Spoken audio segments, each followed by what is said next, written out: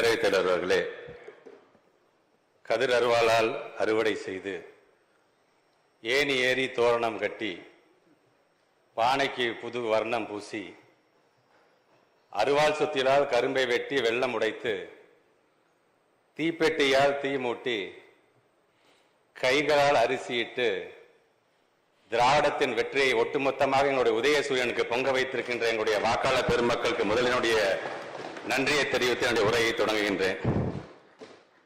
எரிமலையாய் சுடுதலாய் இயற்கை கூத்தாய் எதிரிகளை நடுங்க வைக்கும் இடியொலியாய் இன உணர்வு தீப்பந்த பேரொலியாய் இழிவுகளை ஒழித்து கட்டும் கொடுவாளாய் இறைவனுக்கே மறுப்பு சொன்ன இங்கர்சாலாய் எப்போதும் பேசுகின்ற ஏத்தன்ஸ் நகர சாக்ரட்டிஸாய் ஏனென்று கேட்பதிலே வைர நெஞ்ச வால்டேராய் என் தந்தை பெரியாரும் வாழ்ந்திட்டார் என்று பெரியார் புகழறித்த எங்களுடைய முத்தமிழர் கலைஞர் அவர்களே, வாழ்வு என்ற 3 எழுத்து என்று தொடங்கி நம்ம எல்லாம் வெற்றிக்கு அழைத்து செல்லும் அண்ணா என்கின்ற 3 எழுத்து என்று சொல்லி அண்ணா புகழுரைத்து அண்ணா சொன்ன படி என்கின்ற அந்த பேச்சை மட்டும் கேட்காமல் பிறகு வாழ்ந்த காலம் முழுவதும் அண்ணா தவிர்த்து வேற எந்த பேச்சும் பேசாமல் வாழ்ந்த எங்களுடைய டாக்டர் கலைஞர் அவர்களே, உடன்பிறப்புகள் எத்தனை உயரத்துக்கு சென்றாலும் எப்படிப்பட்ட விமர்சனங்கள் வந்தாலும் அவருடைய கருத்தாக நெட்டையானவர் குட்டையான வாசப்படியில் குனிந்து செல்லவில்லை என்று சொன்னால் நெத்தியடி நிச்சயம் என்கின்ற அந்த கருத்தாக இருந்தாலும் ஏறி விட்டோர் மகிழ்ந்து நின்றாலும் அந்த சின்ன தம்பி என்னுடைய மார்பிலே தானே குத்துகிறான், அதனால் எனக்கு பெருமை என்று சொன்ன கலைஞர் அவர்கள் இன்றும் எங்களை மேன்மைப்படுத்தி வழிநடத்தி கொண்டிருக்கின்றார். முத்தமிழர் கலைஞர் அவர்களே, 3 முறை மானிய கோரிக்கையிலே உரையாற்றுகின்ற வாய்ப்பை பெற்றிருக்கின்றேன். இது 4வது முறை. உங்களுடைய நூற்றாண்டு நிறைவடைந்த இந்த ஆண்டில் என்னுடைய உரையை முழுமையாக உங்களுக்கு காணிக்கையாக்குகிறேன். உங்களுக்கு காணிக்கையாக்குவது என்பது ஒட்டுமொத்த தமிழினத்திற்கு காணிக்கையாக்குவது என்கின்ற அந்த பெருமையோடு, முத்தமிழறிஞர் கலைஞர் அவர்களே, சமச்சீர் நீங்கள் தான் கொண்டு வந்தீர்கள். தமிழ் கட்டாய பாடம் என்கின்ற அந்த சட்டத்தை கொண்டு வந்தது நீங்கள். பள்ளியிலே கட்டணம் அதிகமாக வசூலிக்கப்படுகிறது என்று சொல்லும் பொழுது அதை ஒழுங்குபடுத்த வேண்டும் என்று அதை கொண்டு வந்தவர்கள் நீங்கள். சத்துணவு என்று வரும்பொழுது உண்மையான சத்துணவாக இருக்க வேண்டும் என்று முட்டையை வழங்கியவர்கள் நீங்கள். பள்ளிக்கூடத்திலே சான்றிதழ் பெறலாம் என்கின்ற திட்டத்தை கொண்டு வந்தவர்கள் நீங்கள். அதே போன்று விலையில்லா பாடநூலை வழங்கியவர்கள் நீங்கள். ஏன் நமது பாடநூல் கழகத்தை உருவாக்கியவரும் நீங்கள். அண்ணா நூற்றாண்டு நூலகத்தை கொண்டு வந்தவர்கள் நீங்கள். இன்றைக்கு நீங்கள் எங்கே விட்டு சென்றிருக்கிறீர்களோ அந்த இடத்திலிருந்து எங்களுடைய முதலமைச்சர் இன்றைக்கு கல்வி என்று எடுத்துக்கொள்வது நீதி கட்சியிலிருந்து இப்பொழுது இருக்கின்ற திராவிட மாடல் அரசு வரைக்கும் பல்வேறு சவால்கள் பல்வேறு இன்னல்களை தாண்டிதான் இன்றைக்கு நாம் வந்து கொண்டிருக்கின்றோம். அதை இந்த காலகட்டத்தில் அதை நிலைநிறுத்தி காட்டக்கூடியவர் யார்?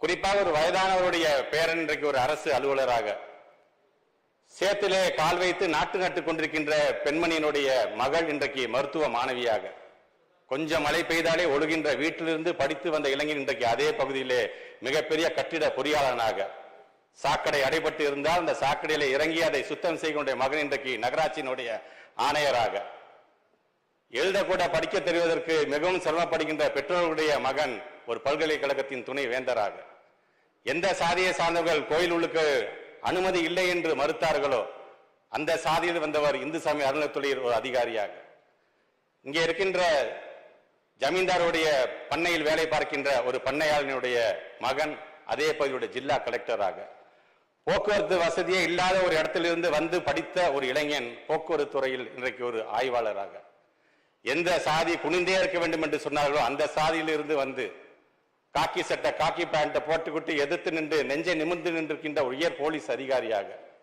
கை நாட்டதாக இருக்கின்ற பெற்றோருடைய மகன் இன்றைக்கு வெளிநாட்டில் ஐடி கம்பெனியில் சம்பாதிக்கக்கூடியவராக. இதற்கெல்லாம் யார் காரணம்? இன்றைக்கும் சமூக நீதியை இடஒதுக்கீடை நிலைநிறுத்திக் கொண்ட நமக்கான திராவிட கையிருப்பு யார்? இந்த பெயரை தமிழினம் என்று சொல்லும் பொழுது நன்றி மறவாத இனம், நன்றி உணர்ச்சி என்று இருக்கும் வரைக்கும் இந்த பெயரை இப்படியெல்லாம் சொல்வார்கள். மு.க. ஸ்டாலின், முதலமைச்சர் ஸ்டாலின், முத்துவேல் கருணாநிதி ஸ்டாலின், எனது அரசியல் ஆசான் மாண்புமிகு தமிழ்நாட்டு முதலமைச்சர் அவர்களை நான் வணங்குகின்றேன்.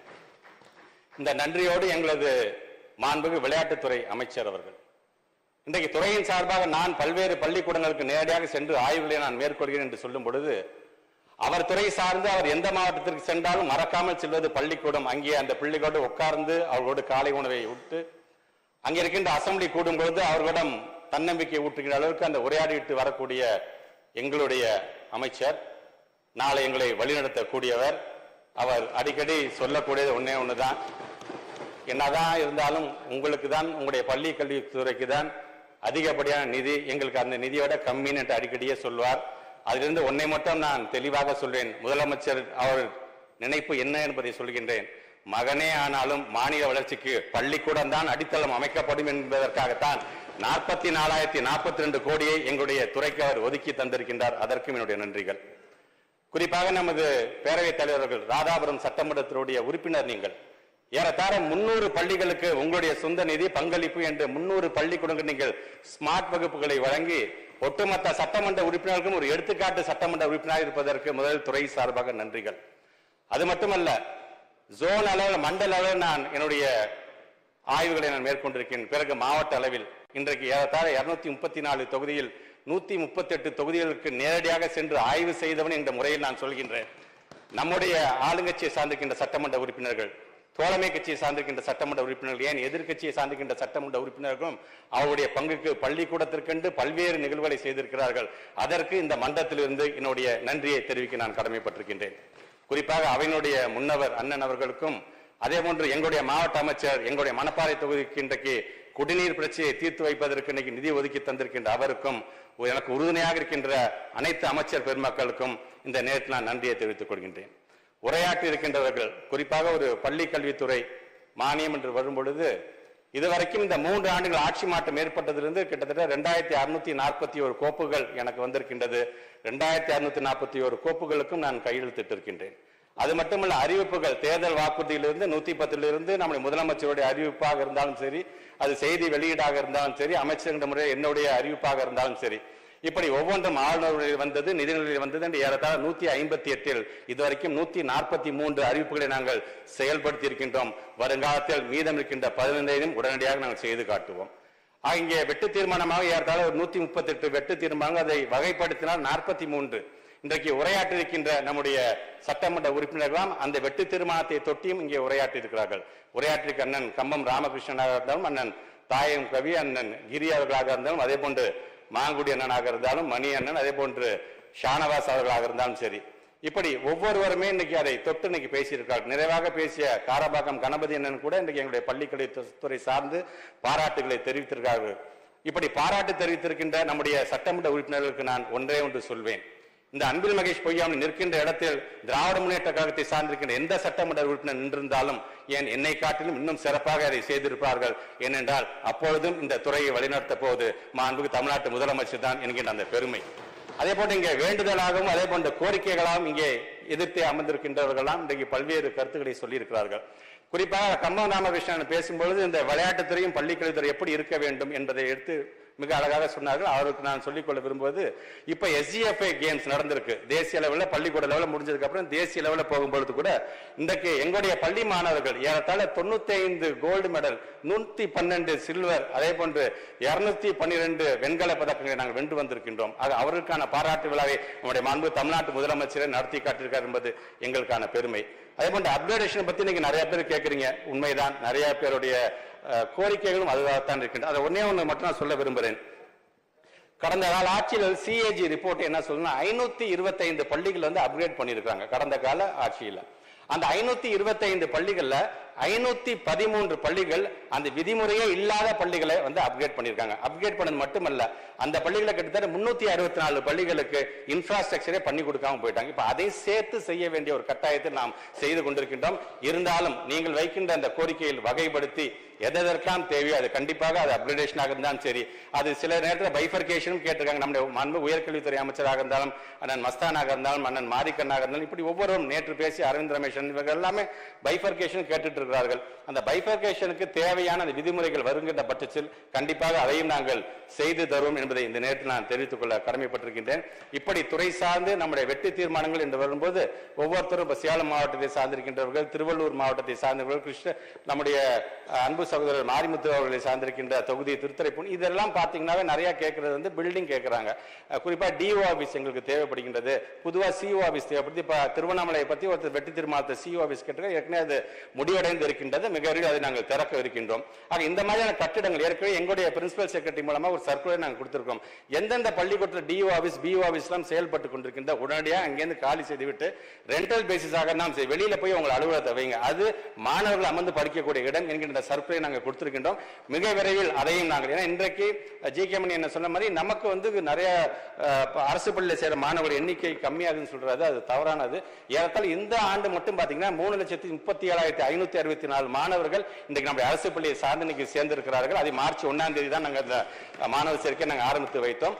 ஆக அப்படி அவர் சொல்வது போல இந்த துறை என்பது வருவாய் ஈட்டாத துறை. உண்மைதான். பல அமைச்சர்கள் இன்றைக்கு எங்களோடு தொடர்பு கொண்டு இன்னைக்கு எங்கள் துறைக்கான எங்களுடைய துறை மேம்படுவதற்கு அவர்கள் பணியாற்றி கொண்டிருக்கின்றார்கள். அப்படி இருக்கும்போது ஆமா வருவாய் ஈட்டாத துறை தான். ஆனால் இது செய்கின்ற முதலீடு என்பது பெஞ்சமின் பிராங்க்லின் சொல்வது போது மனித வளத்தின் மீது நீங்கள் செய்கின்ற முதலீடு, இது அறிவாற்றல் மீது செய்கின்ற மூலதனம், இதனுடைய வட்டி என்பது வளர்ச்சியாகவும் முன்னேற்றமாகவும் இருக்கும் என்று சொல்லியிருக்கார். அதை கண்டிப்பாக எங்களுடைய துறை சார்ந்து அதை நாங்கள் தொடர்ந்து நாங்கள் செய்து கொண்டிருக்கின்றோம். கிட்டத்தட்ட இந்த 3 வருஷத்துல 67க்கும் மேற்பட்டிருக்கின்ற திட்டங்கள் நாங்கள் கொண்டு வந்திருக்கோம். ஒவ்வொரு திட்டத்தையும் சொன்னோம்னா நமக்கு டைமே இருக்காது. இருந்தாலும் கடந்த ஆண்டுல முக்கியமாக முத்தாய்ப்பாக இருக்கின்றது நம்முடைய முத்தமிழர் கலைஞருடைய பெயரில் இருக்கின்ற கலைஞர் நூற்றாண்டு நூலகத்தை நாம் மதுரையில் நாம் தொடங்கி வைத்திருக்கின்றோம்.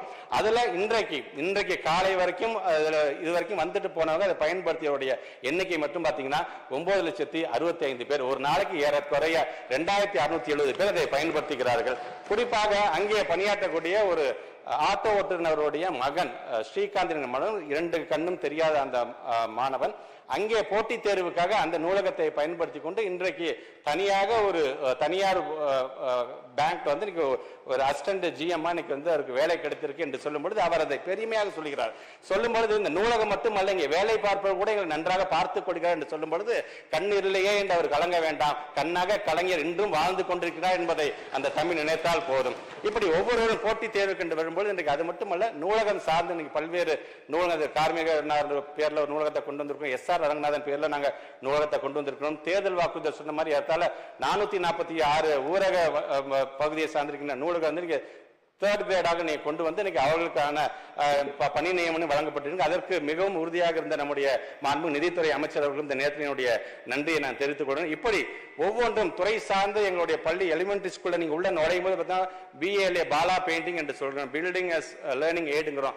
உள்ள நுழையும் போதே பாத்தீங்கன்னா அந்த வரைஞ்சிருக்கிற விதயத்திலே பார்த்தீங்கன்னா ஏபிசிடி இருக்குது, ஆணவம் இருக்கின்றது, கணக்கு வாய்ப்பாடு இருக்கின்றது. புத்தகத்தை நீங்க பையிலிருந்து எடுக்கிறதுக்கு முன்னாடி அதை பார்த்து தெரிந்து கொள்கின்ற அளவிற்கு ஒரு பிள்ளைகள் நுழையும் பொழுதுலேருந்தே அதை நாங்கள் இன்றைக்கு கொண்டு வந்து கொண்டிருக்கிறோம். அது மட்டுமல்ல, மணற்கேணி என்கின்ற ஆப் மூலமாக பாத்தீங்கன்னா இன்றைக்கு செய்முறை மூலமாக ஒரு டீச்சர்ஸும் பாத்தீங்கன்னா 2D 3D டைமென்ஷன் மூலமா ஒரு தியரம் விளக்குறது எப்படி, ஒரு லாங் அது எப்படி செயல்படுகிறது, ஒரு ஸ்டெம் லேபுக்கு அடுத்தபடியாக இதை கொண்டு செல்கிற அந்த படியில் நாங்கள் ஈடுபட்டோம். இதை தொடங்கி வைத்தவர் யாருன்னு சொன்னா யுனைடெட் நேஷன்ஸ் யுஎன்ஓலேருந்து வந்திருக்கின்ற அதனுடைய துணை பொதுச் செயலாளர் இப்ராஹிம் தாவோ என்பவர் தான் தாம்பரத்தில் நாங்கள் இதை தொடங்கி வைத்திருக்கிறோம்.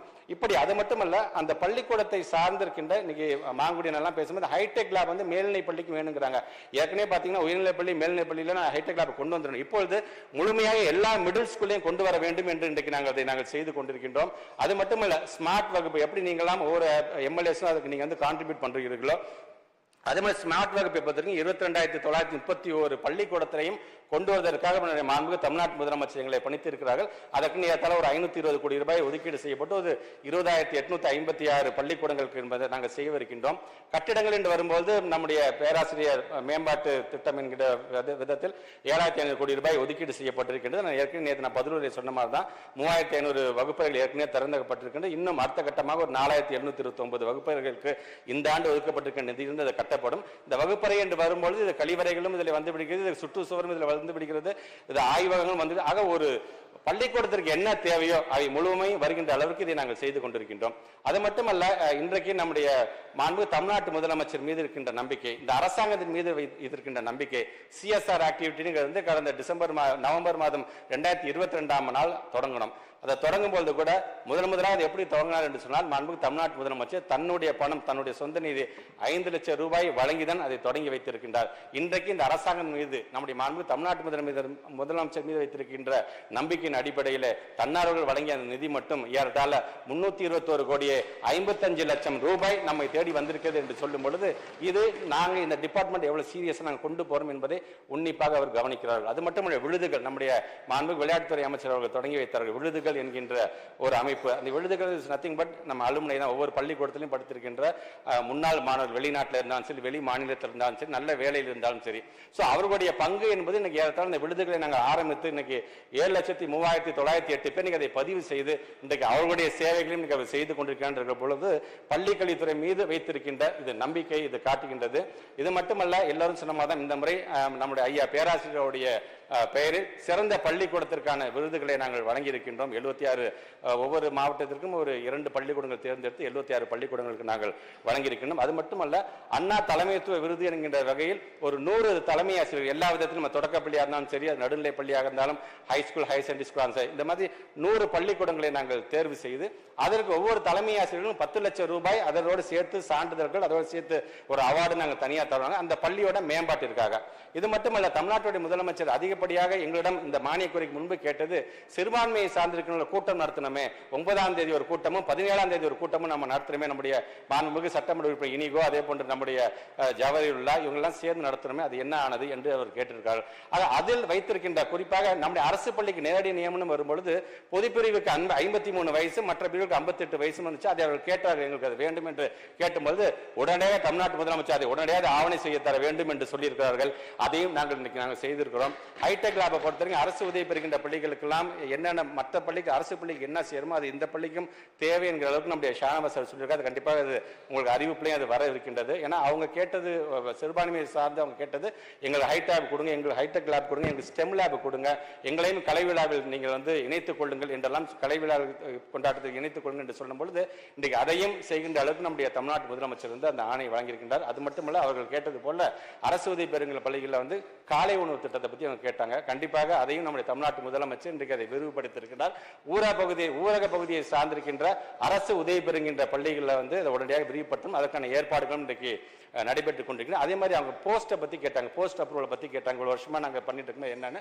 இப்போ அதற்கான ஒரு கைட்லைன்ஸ் நம்ம தமிழ்நாடு முதலமைச்சர் வழங்க சொல்லியிருக்கோம். அதுக்கான கைட்லைன்ஸ் நாங்கள் வழங்கியிருக்கின்றோம். அது மட்டுமல்ல, சிறுபான்மையை சார்ந்திருக்கின்ற அவங்களுக்கு தேவையான அங்கீகாரம் பெற வேண்டும். அது நிறைய சிக்கல்கள் இருக்குது என்று சொல்லும்போது அது பிசி அந்த பிற்படுத்தோடு மிகவும் பிற்படுத்தப்பட்ட சிறுபான்மை நலன்துறை சார்ந்த ஒரு வெப்சைட் நீங்க உருவாக்கி அவள் சுலபமாக அதில் நீங்க அப்ளை பண்ணிக்கலாங்கிற அளவிற்கு நம்முடைய சிறுபான்மை மக்கள் என்ன கேட்டிருக்காலும் அதுக்கு உடனடியாக அதற்கு நீங்கள் செய்து தர வேண்டும் என்கிற வகையில் இன்றைக்கு எங்களுடைய பள்ளிக்கல்வித்துறை சார்ந்து நாங்கள் செய்து கொண்டிருக்கின்றோம். இந்த மாவட்டத்தின் சார்பாக நான் வைக்கின்ற வேண்டுகோள் ஒரு நன்றியாக கூட இருக்கலாம். தமிழ்நாட்டு முதலமைச்சரை பொறுத்த வரைக்கும் இன்றைக்கும் பார்த்தீங்கன்னு சொன்னீங்கன்னா புரட்சி தலைவர் எம்ஜிஆர் சத்துணவு திட்டம் என்கின்ற பெயரில் அந்த திட்டத்துக்கு நிதி ஒதுக்கீடு செய்யணும். தொடர்ந்து அந்த திட்டம் நடைபெற்றுக் கொண்டே இருக்கின்றது. ஆனால் இன்றைக்கு லட்சோப மாணவர்கள் சார்பாக, அவருடைய பெற்றோர்கள் சார்பாக, ஆசிரியர்கள் சார்பாக, ஏன் இங்க இருக்கின்ற நம்முடைய சட்டமன்ற உறுப்பினர்கள் சார்பாக அந்த காலை உணவு திட்டத்திற்கு மு.க. ஸ்டாலின் காலை உணவு திட்டம் என்கிற அந்த பெயரை வைக்க வேண்டும் என்கின்ற அந்த கோரிக்கை கண்டிப்பாக அவர் கொண்டு வருகின்ற திட்டத்தின் மூலமாக அவர் நாள் முழுக்க அவர்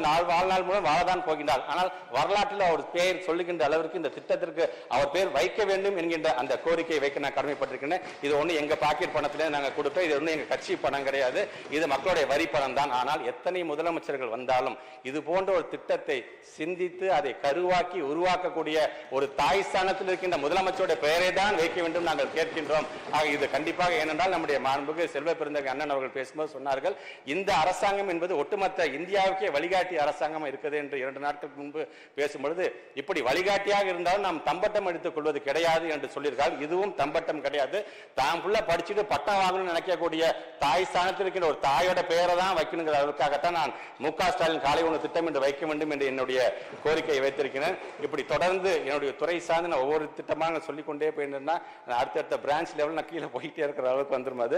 பட் இருந்தாலும் நம்முடைய மாண்பு தமிழ்நாட்டு முதலமைச்சர் இதுவரைக்கும் இந்த 4 முறை ஒதுக்கிய நிதி மட்டும் பார்த்தீங்கன்னா 1,53,836.43 கோடியை பள்ளிக்கல்வித்துறைக்கு மட்டுமே மட்டுமே இன்னைக்கு தமிழ்நாடு முதலமைச்சர் ஒதுக்கீடு செய்திருக்கார்கள். வட மாநிலத்தை சார்ந்திருக்கின்றன ரிசல்ட் குறையுதுன்னு கூட அவர் நம்ம ஜி.கே. மணியன் சொல்லியிருக்காங்க. இன்றைக்கு மாநில அளவில் பார்த்தீங்கன்னா 10th and 12th ரிசல்ட்டை பொறுத்த வரைக்கும் 92%, 94% நம்ம கொடுத்திருக்கிறோம். வடநாடு என்று சொல்றதுனால அதை நான் சொல்றேன், அந்த பகுதியை சார்ந்திருக்கின்ற மக்கள் குறிப்பாக நம்முடைய பிரீமியம் இன்ஸ்டிடியூஷன்ஸ் மூலமாக பார்த்தீங்கன்னா ஒரு 274 பிள்ளைகள் வந்து நீங்க தேர்வாயிருக்காங்க. ஒவ்வொருத்தரும் பெரிய பெரிய பிரீமியம் இன்ஸ்டிடியூஷன் நீங்க வந்து பிளேஸ் ஆயிருக்காங்க. ஆனால் ஒட்டுமொத்த இந்தியாவிலே 3 பிள்ளைகள் மட்டும்தான் வெளிநாட்டில் தாய்வான் யூனிவர்சிட்டியில் போய் இன்னைக்கு வந்து ஸ்காலர்ஷிப்ல போய் ஜாயின் பண்ணியிருக்காங்க. அந்த 3 பிள்ளைகள் இந்தியாவில் தேர்வு செய்த 3 பிள்ளைகளில் 2 பிள்ளைகள் நம்முடைய தமிழ்நாட்டை சார்ந்திருக்கின்ற அரசு பள்ளி மாணவர்கள். அதுவும் இருவருமே மாணவியர்கள் என்கிறது நமக்கான பெருமை. அதுல ஒருத்தர் தர்மபுரி கிருஷ்ணகிரியை சார்ந்திருக்கிறது நமக்கான கூடுதல் பெருமை. ஆக நம்மை பொறுத்த வரைக்கும் இன்னைக்கு எஜுகேஷனலி பேக்வர்ட் பிளாக் நம்ம EBB என்று சொல்லி 44 பிளாக் நம்ம பிரிச்சிருக்கோம். ஆனால் நம்முடைய மாண்பு தமிழ்நாட்டு முதலமைச்சருடைய ஆட்சி காலத்தில் அந்த மாதிரி எஜுகேஷன், அதாவது கல்வியில் பின்தங்கிய அப்படிங்கிறத இல்லாத அளவுக்கு என்னென்ன செய்ய வேண்டுமோ அந்த திட்டங்களை நாங்கள் தொடர்ந்து செய்து கொண்டிருக்கின்றோம். அது பள்ளி அளவில் எங்களுடைய பள்ளி மிளரும் பள்ளி என்கிற அளவுக்கு அதை சுத்தமாக வைத்துக் கொள்வதாக இருந்தாலும் சரி, ஆனுவல் டே கொண்டாடுறாங்க. தனியார் பள்ளியில மட்டும் ஆனுவல் டே கொண்டாடுவாங்க, நம்ம அரசு பள்ளியில் ஆனுவல் டே கொண்டாடுறதில்ல. ஒரு வருஷமா அந்த பையன் படிச்சாலும் அவனோட திறமையை பெற்றவங்களுக்கு முன்னாடியும் மற்றவர்களுக்கு முன்னாடியும் காட்ட வேண்டும் என்று ஆசைப்படும் பொழுது ஆனுவல் டேவே இப்ப நாங்க வந்து ஒவ்வொரு வருஷமும் பிப்ரவரி மாதம் கடைசி வாரத்தில் நடத்த வேண்டும் அளவுக்கு இன்னைக்கு அந்த ஆனுவல் டே நாங்கள் தொடர்ந்து நடத்தி கொண்டிருக்கின்றோம். கனவு ஆசிரியர் திட்டத்தின் மூலமாக இன்னைக்கு ஏறத்தாழ 380 டீச்சர்ஸ் நாங்கள் வந்து செலக்ட் பண்ணியிருக்கோம். அவங்களுடைய செயல்பாடு, அவர் எப்படி பாடம் நடத்திருக்காரு, எந்த மாதிரியான புது யுக்திகளை பயன்படுத்தி இதெல்லாம் வச்சு ஒரு தனி கமிட்டி மூலமாக நாங்கள் தேர்வு செய்திருக்கின்றோம். அதுல ஒரு 55 பேர் வந்து நார்டிக் நாடுகளுக்கு நாங்கள் வந்து ஆகஸ்ட் மாதம் நாங்கள் அனுப்பி வைக்க இருக்கின்றோம். மீதம் உள்ளவர்கள் வந்து இங்க இருக்கிற டேராடூனுக்கு நாங்களே கூட்டிட்டு போயிட்டு வந்திருக்கோம். நாங்கள் இப்படி ஒவ்வொரு முறையும் நம்முடைய தமிழ்நாட்டுடைய மாணவர்களாக இருந்தாலும் சரி, ஆசிரியர்களாக இருந்தாலும் சரி, பேசும்போது ஆசிரியர்கள் சார்ந்து பல கோரிக்கைகள் இருக்கின்றன. உண்மைதான், இல்லை என்று சொல்லவில்லை. அதை படிப்படியாக மாங்குடி அண்ணன் எல்லாம் பேசும்போது கூட 12,500 ரூபாய் நம்ம வழங்குகிறோம் என்று சொன்னார்கள். உண்மைதான். பகுதி நேர ஆசிரியர்கள் ஒரு காலத்தில் 8,000 இருந்தது, அது 10,000 மாறினது. மீண்டும் அதுக்கு 2,500 ரூபாய் அதிகம் கொடுத்தது மட்டுமல்ல, அவர்களுக்கான வயது வரமையை நாம் அதிகப்படுத்தி இருக்கணும், அவர்களுக்கான டிரான்ஸ்ஃபர்ஸையும் நம்ம கொடுத்திருக்கின்றோம். இப்படி ஒவ்வொன்றாக செய்யும் பொழுது கண்டிப்பாக அவர்கள் கேட்கின்ற கோரிக்கைகள் வருங்காலத்தில் நம்முடைய தமிழ்நாட்டுடைய முதலமைச்சர் செய்வார் என்கின்ற அந்த நம்பிக்கையை நான் சொல்ல கடமைப்பட்டிருக்கின்றேன். அதே மாதிரி இங்கே பல பேர் வைத்திருக்கின்ற இந்த கோரிக்கைகளை பொறுத்தவரைக்கும் வெற்றி தீர்மானமாக இருந்தாலும் இங்கே பேசியவர்களாக இருந்தாலும் சரி, பல விவாதத்திற்கு நான் பதில் சொல்லியிருக்கின்றேன். அதையெல்லாம் உள்வாங்கிக் கொண்டு உங்கள் வெற்றி தீர்மானம் நீங்கள் திரும்ப பெற வேண்டும் என்று நான் கேட்டுக்கொள்கிறேன். அது மட்டுமல்ல, வெற்றி தீர்மானமாக இருந்தாலும் கோரிக்கைகளாக இருந்தாலும் உங்களிடம் நாங்கள் என்னென்ன செஞ்சிருக்கோம், ஒரு வருஷத்துக்கு என்ன செஞ்சிருக்கோங்க நாங்கள் டேபிள் பண்ணியிருக்கிறோம். நாங்கள் அதை பார்த்து உங்களுக்கு ஒன்று மட்டும் சொல்றேன், இவ்வளோ செஞ்சவங்க இதையும் செய்ய மாட்டார்களா என்கின்ற எண்ணத்தை உங்களுக்கு விதைக்கின்ற விதத்தில் எங்களுடைய செயல்பாடு இருக்கும் என்பதை இந்த நேரத்தில் நான் சொல்லிக்கொள்ள கடமைப்பட்டிருக்கின்றேன். மாண்புமிகு தமிழ்நாட்டு முதலமைச்சருடைய அறிவுறுத்தலின்படி ஒரு 25 அறிவிப்புகள் இருக்கின்றது. அந்த 25 அறிவிப்புகளுடைய தலைப்பை மட்டும் நான் படிக்கலாம் என்றிருக்கிறேன். அரசு பள்ளிகளில் உயர் தொழில்நுட்ப ஆய்வகங்கள் தரம் உயர்த்துதல், பாரத சாரண சாரணியர் இயக்கத்தின் வைர விழா. இதை மட்டும் கொஞ்சம் ஃபுல்லா படிச்சிடறேன். 2000 ஆண்டில் நடைபெற்ற பாரத சாரண சாரணி இயக்கத்தின் பொன்விழா கொண்டாட்டத்தின் போது முத்தமிழறிஞர் கலைஞர் அவர்கள் கலந்து கொண்டு சிறப்பித்தார்கள். இவ்வாண்டு பாரத சாரண சாரணி இயக்கத்தின் வைர விழா ஆண்டாகும். இதனையொட்டி தேசிய அளவிலான முத்தமிழறிஞர் கலைஞர் நூற்றாண்டு நிறைவு வைர விழா ஜாம்பூரி ரூபாய் 10 கோடி மதிப்பீட்டில் நடத்தப்படும் என்பதை தெரிவித்துக் கொள்கின்றேன். காலநிலை மற்றும் சுற்றுச்சூழல் பாதுகாப்பு கல்வியை பற்றி இன்னைக்கு கேட்டிருந்தாங்க, அதையும் இந்த பாடத்தில் நாங்கள் இணைத்திருக்கின்றோம். ஆளுமை திறன் மேம்பாட்டு செயல்பாடுகள், குறிப்பாக மாணவர்கள் மத்தியில் ஒரு தேர்தல் நடத்தி அமைச்சர்கள்னா என்ன, நாடாளுமன்ற உறுப்பினர்னா என்ன, ஒவ்வொருத்தரும் எதுக்கு பொறுப்பேற்றுக் கொள்ள வேண்டும் என்ற அளவுக்கு அதை செய்திருக்கின்றோம். 6 முதல் 9ஆம் வகுப்பு மாணவர்களுக்கு அடிப்படை கணினி அறிவியல் மற்றும் செயற்கை நுண்ணறிவு திறன்.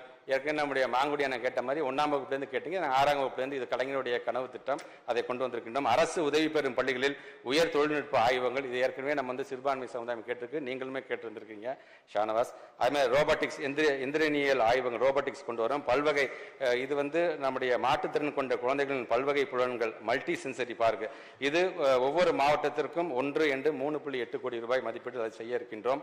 அகல்விளக்கு மாணவிகளுக்கான திட்டம் இது. கடை திருவிழா தொடக்க பள்ளிகளுக்கு விரிவாக்கம், இது வந்து வெறும் 6 to 12 மட்டும் இருந்தால் போத்தாது. 1ஆம் வகுப்பிலிருந்து 5ஆம் வகுப்பு வரை படிக்கின்ற பிள்ளைகளுடைய திறமையும் கொண்டு வர வேண்டும் என்று சொல்லியிருக்கின்றோம். உயர்கல்வி நிறுவனங்களில் சேரும் அரசு பள்ளி மாணவர்களின் கல்வி செலவினை ஏற்றல், தமிழ்நாடு தகவல் தொழில்நுட்பம் மற்றும் தொழில்நுட்பவியல் நிறுவனத்துடன் புரிந்துணர்வு ஒப்பந்தம், மாவட்ட ஆட்சியர் கல்வி மற்றும் பயிற்சி நிறுவனத்தை தகைசால் நிறுவனமாக தரம் உயர்த்துதல், ஆசிரியர்களுக்கு திறன் வளர் பயிற்சி, ஆசிரியர்களுக்கு தொல்லியல் பயிற்சி, மாணவர்களுக்கான நன்னெறி செயல்பாடுகள், தூத்துக்குடியில் மாவட்ட மைய நூலகத்திற்கு புதிய கட்டிடம், பார்வைத்திறன் குறைபாடுடைய மாணவர்களுக்கான கணினி எழுத்துணர்வு மென்பொருள், அண்ணா நூற்றாண்டு நூலகத்தில் சிறார் அறிவியல் பூங்கா, செயற்கை நுண்ணறிவு தொழில்நுட்ப உதவியுடன் நூலகங்களுக்கான புதிய சேவைகள், சொந்த நூலகங்களுக்கு விருது, திசைதோறும் திராவிடம் திட்ட விரிவாக்கம், மிளிரும் தமிழ்நாடு, பட்டய கணக்காளர் தேர்வு நூல்கள், பாடநூல் கழக நூல்களின் விற்பனை இணைய வழியில் தேசிய மற்றும் சர்வதேச அளவில் விரிவுபடுத்தல் என்ற 25 அறிவிப்புகள்.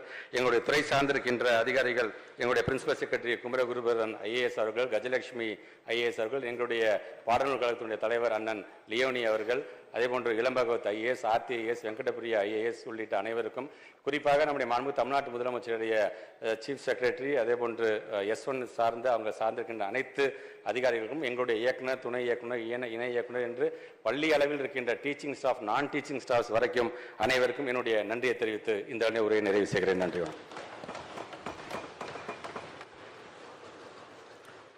பதிலுரை மாண்புமிகு வருவாய் மற்றும் பேரிடர் மேலாண்மை துறை அமைச்சர் அவர்கள்.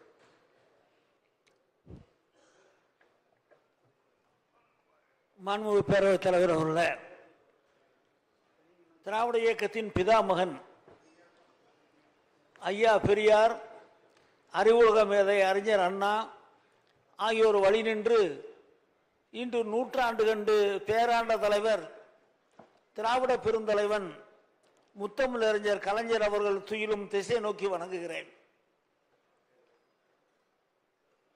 எல்லோருக்கும் எல்லாம் பெற வேண்டும், இங்கு இல்லாத நிலை வேண்டும், சமத்துவம் பேணி வாழ வேண்டும் என்கிற திராவிட இயக்கத்தின் கோட்பாடுகளை தன்னகத்தை கொண்டு திராவிடர் மாநில ஆட்சியை திறம்பட நடத்துகிற தியாகத்தின் விளைநிலம் திராவிட வேங்கை தமிழ்நாடு முதலமைச்சர் அண்ணன் தளபதி அவர்களை வணங்குகிறேன்.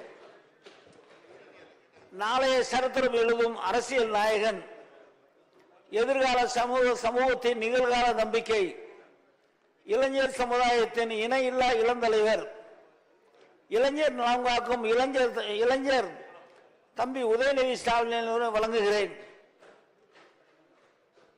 மாண்புமிகு அவை முன்னவர் அவர்களே, மாண்புமிகு பேரவைத் தலைவர் அவர்களே, மாண்புமிகு பேரவை துணைத் தலைவர் அவர்களே, மாண்புமிகு அமைச்சர் பெருமக்களே, மாண்புமிகு அரசு தலைமை கொறடா அவர்களே, மாண்புமிகு சகோதர சட்டமன்ற உறுப்பினர்களே, எனக்கு வாக்களித்து வெற்றி பெற செய்த அருப்புக்கோட்டை சட்டமன்ற தொகுதியினுடைய வாக்காளர் பெருமக்களே, விருதுநகர் மாவட்ட பொதுமக்களை, உங்கள் அத்தனை பேருக்கும் இந்த சமயத்தில் என்னுடைய நன்றியை நான் தெரிவித்துக் கொள்கிறேன்.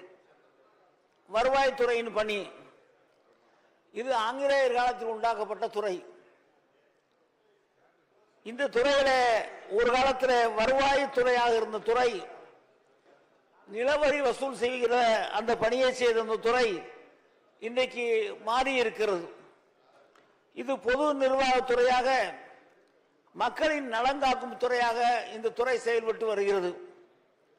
பொதுமக்களுக்கு தேவையான சான்றிதழ் வழங்குதல், ஓய்வூதியம் வழங்குதல், சமூக நலத்திட்டங்களை செயல்படுத்துதல், குறை தீர்க்கும் முகாம்கள் நடத்தி பொதுமக்களின் குறைகளை அறிந்தவர்களுக்கு தேவையான வசதிகளை செய்து கொடுத்தல், பேரிடர் தடுப்பு நடவடிக்கையை மேற்கொள்ளுதல், பேரிடரின் போது பொதுமக்களை பாதுகாத்தல் மற்றும் பாதிக்கப்பட்ட மக்களுக்கு நிவாரணம் வழங்குதல், நில உரிமையாளர்களுக்கு பட்டா வழங்குதல், அரசு வளர்ச்சி திட்டங்களுக்கு நிலம் கையகப்படுத்தி கொடுத்தல், அரசு நிலங்களை பாதுகாத்து ஆக்கிரமிப்பில் அகற்றுதல், நில சீர்திருத்த சட்டங்களை அமல்படுத்துதல், அரசு நிலத்தை தனியாருக்கு குத்தகைக்கு வழங்குதல், பட்டா மாறுதல் செய்கிற நிலத்தின் எல்லைகளை அளந்து காட்டுதல், இது போன்ற காரியங்கள் மட்டுமல்லாமல் சட்டம் ஒழுங்கு பாதுகாக்கிற பணியையும் பொது தேர்தல் நடத்துகிற பணிகளையும் வருவாய்த்துறை இன்றைக்கு செய்து கொண்டிருக்கிறது.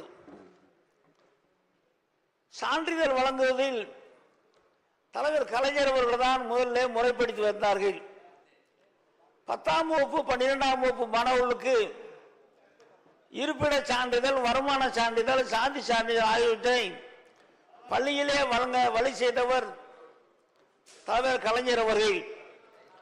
அந்த வகையிலே இன்றைக்கு நம்முடைய தலைவர் அண்ணன் தளபதி அவர்கள் பொறுப்பேற்ற பிறகு 20, 21, 22 ஆண்டுகளில் ஆன்லைன் மூலமாக 26 வகையான சான்றிதழ் வழங்க வேண்டும் என்று சொல்லி உத்தரவிட்டு இன்றைக்கு 26 வகையான சான்றிதழ் இன்னைக்கு ஆன்லைன் மூலமாக நாங்கள் வழங்கி கொண்டிருக்கிறோம். சான்றிதழும் காலதாமதம் செய்யக்கூடாது என்று சொல்லி 15 நாட்களுக்குள் சான்றிதழ் வழங்க வேண்டும் என்று இன்றைக்கு அதற்கு உத்தரவிட்டிருக்கிறோம். 7/5/21 அன்று, அதாவது போன ஆட்சி காலத்து கடைசி அன்று 15 தினங்களுக்கு உட்பட்ட சான்றிதழ்கள் 4.65 லட்சம் மனுக்கள் நிலுவையில் இருந்தது.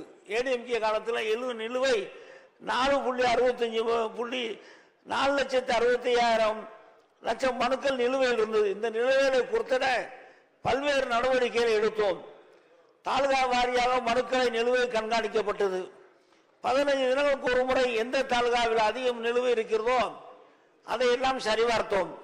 இன்னைக்கு அப்படி சரிபார்த்தின் விளைவாக நம்முடைய அரசில் இன்றைக்கு மனுக்கள் வெறும் 1039 மனுக்கள் தான். 15 தினங்களுக்கு மேலாக இருக்கிற மனுக்கள் 1039 தான் இருக்கிறது. கடந்த 3 ஆண்டுகளில் 2,75,00,000 கோடி சான்றிதழ்கள் வழங்கியிருக்கோம். இந்த 3 ஆண்டுகளில் சான்றிதழ், எல்லா சான்றிதழும் 28 வகையான சான்றிதழ்கள் மொத்தம் 2,75,00,000 சான்றிதழ் வழங்கப்பட்டிருக்கிறது. கள ஆய்வில் முதலமைச்சர் திட்டம் முதலமைச்சர் ஆய்வு செய்ய சொல்லி உத்தரவிட்டிருந்தார்கள்.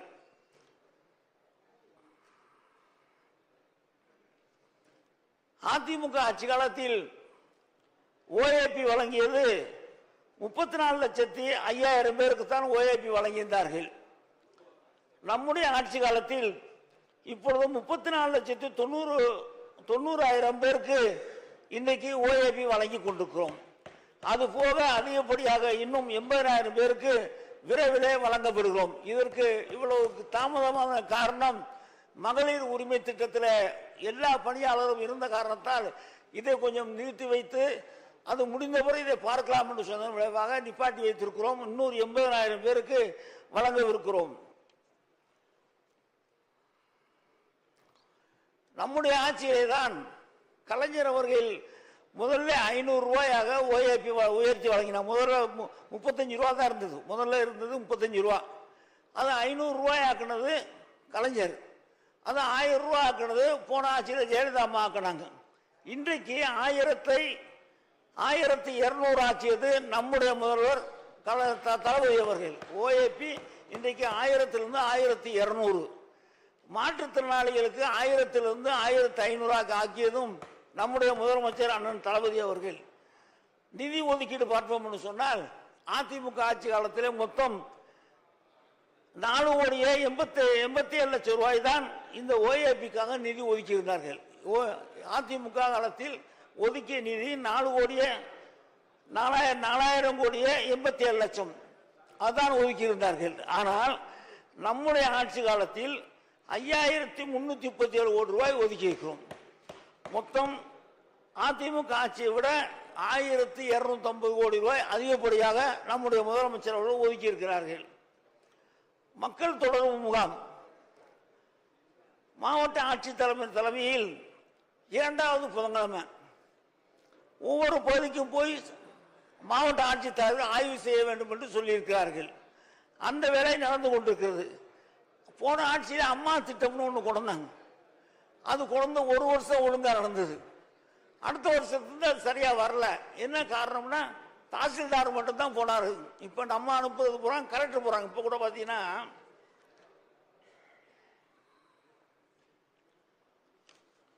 மாதத்துல மூணாவது புதன்கிழமை, மாசத்துல 3வது புதன்கிழமை மாவட்ட ஆட்சித்தலைவர் காலையில 9 மணிக்கு ஒரு தாலுகாவில் ஒரு வில்லேஜுக்கு போய் அந்த பகுதியை சரிபார்த்து மறுநாள் காலையில் 9 மணி வரைக்கும் இருந்து அந்த பகுதியை சர்வே செய்து என்ன குறைகள் இருக்கு என்பதெல்லாம் பார்க்க வேண்டும் என்று முதலமைச்சர் உத்தரவிட்டு அதுக்கு 50,000 ரூபாய் செலவுக்கு ஒதுக்கியிருக்காரு.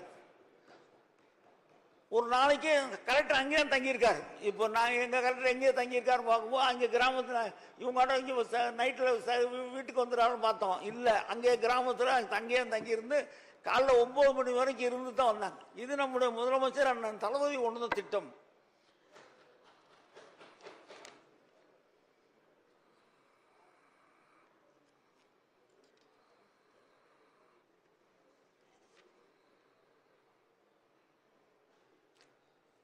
இலவச வேஷ்டி சேலை காந்தி நடிச்சிருக்கிறேன். இலவச வேஷ்டி சேலை 24-25 1,52,00,000 பேர் கொடுத்துருக்கோம். ஒரு சில பேர் சந்தேகப்பட்டு என்ன வைக்கிறாங்கன்னா கூட வாங்கியிருக்கீங்களே ஏன்னா நெஞ்சு கொடுக்கறது காந்தி நாச்சி கொடுக்கறது தாலுகா ஆஃபீஸ். ஒரு சில பேர் என்ன கேட்டாங்கன்னா இவ்வளவு நெஞ்சு கணக்காட்டுறையில இவ்வளவு கொடுத்தீங்களான்னு கேட்குறாங்க. இல்லை, மிச்சம் இருப்பது அடுத்த வருஷம் ரிசர்வா வச்சுக்கிறோம். அதை ஒன்றும் பண்ண போறது இல்லை, அதை அப்படி ரிசர்வா வச்சிருக்கோம். 1,63,00,000 துணிகள் நெய்யப்பட்டிருக்கிறது. அதில் கொடுத்துருக்கு பார்த்தீங்கன்னா 1,52,00,000 வேட்டியும் 1,52,00,000 சேலையும் கொடுத்துருக்கோம். மிச்சம் ரிசர்வ்ல இருக்கிறது அடுத்த வருஷத்துக்கு நம்ம கொடுக்க போறோம். பேரிடர் எல்லாரும் பேசும்போது பேரிடர் தான் நிறைய பேசுறாங்க எல்லாரும். என்ன காரணம்னு நமக்கு மழை இந்த வட்டம் பார்த்தீங்கன்னா மழையும் வெள்ளமும் நம்ம வாட்டி எடுத்துருச்சு.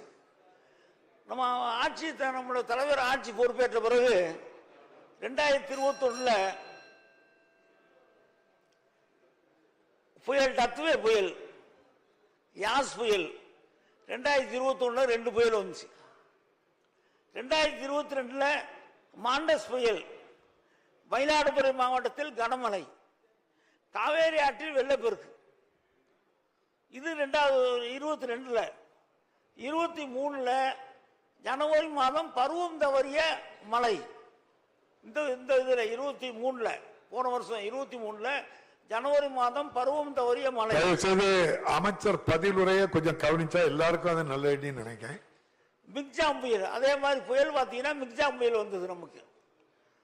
தூத்துக்குடி திருநெல்வேலி மாவட்டத்தில் அதிகப்படியான மழை. இது எல்லாத்தையுமே நம்ம முதலமைச்சர் எந்த விதமான பிரச்சனை இல்லாமல் சமாளித்த முதலமைச்சர் நம்முடைய அண்ணன் தளபதி அவர்கள். 2015 வெள்ளம் வந்துச்சு. போன ஆட்சியில் அந்த முதலமைச்சர் இருக்கும்போது தான் மெட்ராஸே சென்னையே வெள்ளத்தில் போனது. 2015 நம்ம முதலமைச்சர் இந்த 3 வருஷமும் வந்த புயலையும் வந்த மழையும் சரி பண்ணார். எல்லாத்தையுமே சரி பண்ணி பண்ணாங்க. அதே மாதிரி பார்த்தீங்கன்னா எல்லாருக்கும் 6,000 ரூபா கொடுத்தாங்க. இந்த வட்டம் பார்த்தீங்கன்னா 6,000 ரூபா, ஒரு பாதிக்கப்பட்டவர்களுக்கு 6,000 ரூபா, சாதாரணமாக பாதிக்கப்பட்டவர்களுக்கு 1000 ரூபா இது கொடுத்தாங்க. இதெல்லாம் பார்த்தீங்கன்னா போன வட்டத்தை விட இந்த வட்டம் அதிகப்படியாக நம்முடைய முதலமைச்சர் கொடுத்துருக்காங்க. அதே மாதிரி வறட்சி வந்ததுக்கும் கொடுக்காங்க, மழை பெஞ்சதுக்கும் கொடுக்குறாங்க, புயல் வந்ததுக்கும் கொடுக்குறாங்க, வறட்சிக்கு கொடுக்குறாங்க. எல்லா வகையிலும் நம்முடைய முதலமைச்சர் அவர்கள் இந்த பேரிடர் ரொம்ப அக்கறை எடுக்கிறாங்க. எல்லா நேரம் பார்த்தீங்கன்னா மழை வந்துருச்சுன்னா நேரம் இதுக்கு வந்துடுவார், கண்ட்ரோல் ரூமுக்கு வந்துடுவார். அவர் வர்றபோது நாங்கள் ஓடி போய் இருக்கணும். கண்ட்ரோல் ரூமில் இருந்து எல்லா கலெக்டருக்கும் சம்மந்தப்பட்ட கலெக்டருக்கெல்லாம் ஃபோன் பண்ணி அது என்ன எப்படி இருக்குது, என்ன செய்யணும், நாங்கள் என்ன கவர்மெண்ட் வந்து என்ன செய்யணுங்கிற கேட்டு மாவட்ட ஆட்சித்தலைவர்களெல்லாம் எச்சரிக்கை செய்யக்கூடிய ஒரு முதலமைச்சராக நம்முடைய முதலமைச்சர் இருக்கிறார். ஆகவே தான் இந்த புயல் வந்த நேரத்திலும் மழை வந்த நேரத்திலும் திருநெல்வேலி தூத்துக்குடியெல்லாம் பார்த்தீங்கன்னா அவ்வளோ கன்றாவியாக இருந்தது. அதையெல்லாம் சரி செய்து முதலமைச்சர் 2 நாள் போயிருந்து அங்கே 2 நாளும் மாவட்ட ஆட்சித்தலைவருக்கு வேண்டி அறிவுரை சொல்லி முதலமைச்சரும் போயிருந்து நிவாரணம் வழங்கி அதையும் பண்ணார். அதே மாதிரி திருவள்ளூர், செங்கற்பட்டு, காஞ்சிபுரம் மாவட்டத்தில் மழை பெஞ்ச நேரத்தில் முதலமைச்சர் அவர்கள் 2 நாள் சென்னையில் மட்டும் பார்த்தீங்கன்னா நிவாரண பொருள் கொடுக்குறதுக்கு மட்டும் 2 நாள் சென்னையில் முதலமைச்சர் நேராக போனாங்க.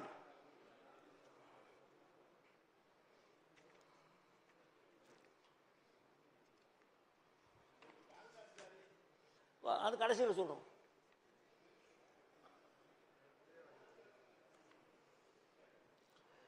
எல்லாருமே இந்த தாலுகா ஆஃபீஸு, ஆர்டிஓ ஆஃபீஸு இதெல்லாம் யாரும் காதில் வாங்கலை. எனக்கு தெரியும், நானாக பேசிட்டு இருக்கேன். எல்லாருக்குமே பார்த்தீங்கன்னா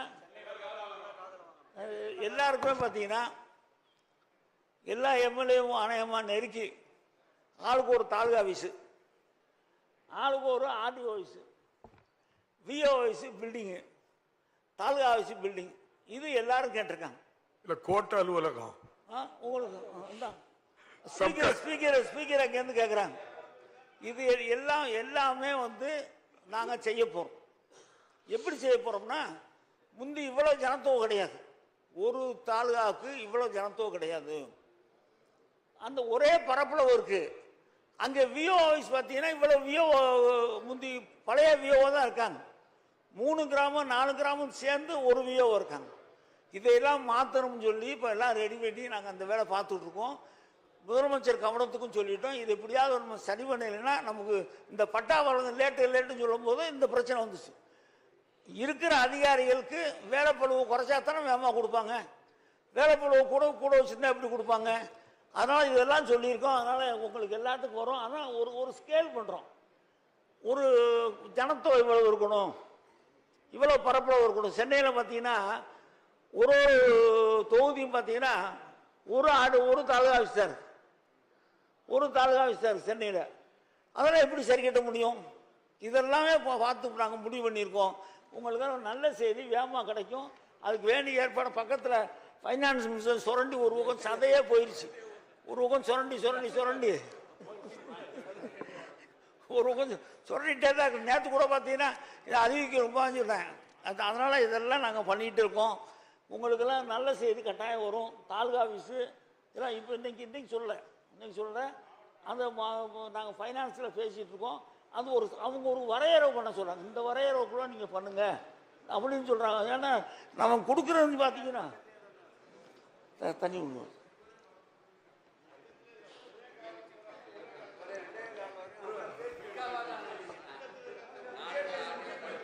இல்லைன்னா அவரை சுரண்டி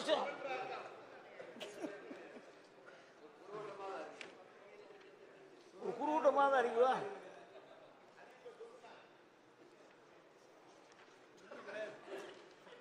என்ன சொல்லணும் சொல்லிடுறேன்.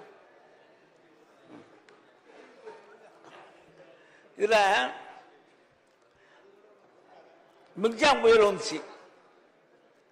மிக்ஜாம் புயல் வரும்போது ஒன்றிய பாதுகாப்புத்துறை அமைச்சர் ராஜ்நாத் சிங் வந்தார். அவர் சுத்தி பார்த்தாங்க. அக்காக்கு தங்கச்சி அவர் ராஜ்நாத் சிங் வந்திருக்காரு, நமக்கு நிறைய ரூபா கொடுப்பாரு அப்படின்னு நினைச்சோம். ரைட், அது முடிஞ்சு போச்சு. பிறகு தென் மாவட்டங்களுக்கு திருநெல்வேலி தூத்துக்குடிக்கு ஃபைனான்ஸ் மினிஸ்டர் நிர்மலா சீதாராமன் வந்தாங்க. சரி, பணம் வச்சிருக்க மந்திரி வர்றாங்க, நம்ம கொடுப்போம்னு நினைச்சோம். 2 பேர் கொடுக்கல. 2 பேர் நம்ம கேட்டது 37,907 கோடி ரூபா நம்ம கேட்டோம். அவங்க கொடுத்தது வெறும் 272 கோடி தான் கொடுத்தாங்க. இதுக்கு 2 பேர் நாங்களும் இவங்கெல்லாம் மினிஸ்டர் ஓடினாங்க. பெரிய மந்திரி வந்திருக்காங்க, நமக்கு நிறைய ரூபா கிடைக்கும், விடக்கூடாதுன்னு சொல்லி ஓடினாங்க. ஓடி போய் பார்த்து ஒன்றும் நடக்கல. ஆனால் நீங்கள் சொல்லணும். நீங்கள் இன்னொன்று எப்பயுமே இல்லாமல் வந்துவிட்டோம். பார்த்தீங்கன்னா தமிழ்நாட்டில் அந்த வெப்பநிலை புதுசாக இருக்குது. வெப்ப அலை தாக்கம் இதுவரைக்கும் பார்த்தீங்கன்னா வெப்ப அலை தாக்கம் நமக்கு வந்ததில்லை. இந்த வருஷம் தான் பார்த்தீங்கன்னா பத்திரிகை போக்குவரத்து எல்லாத்துலேயுமே பார்த்தீங்கன்னா வெப்ப அலை தாக்கம் இருந்தது.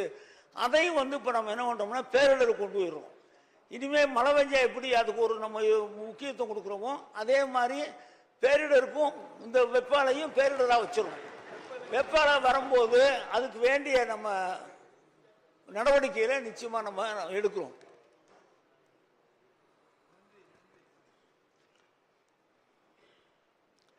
இதுல இன்னைக்கு அவங்க ஏடிஎம்கே இல்லை.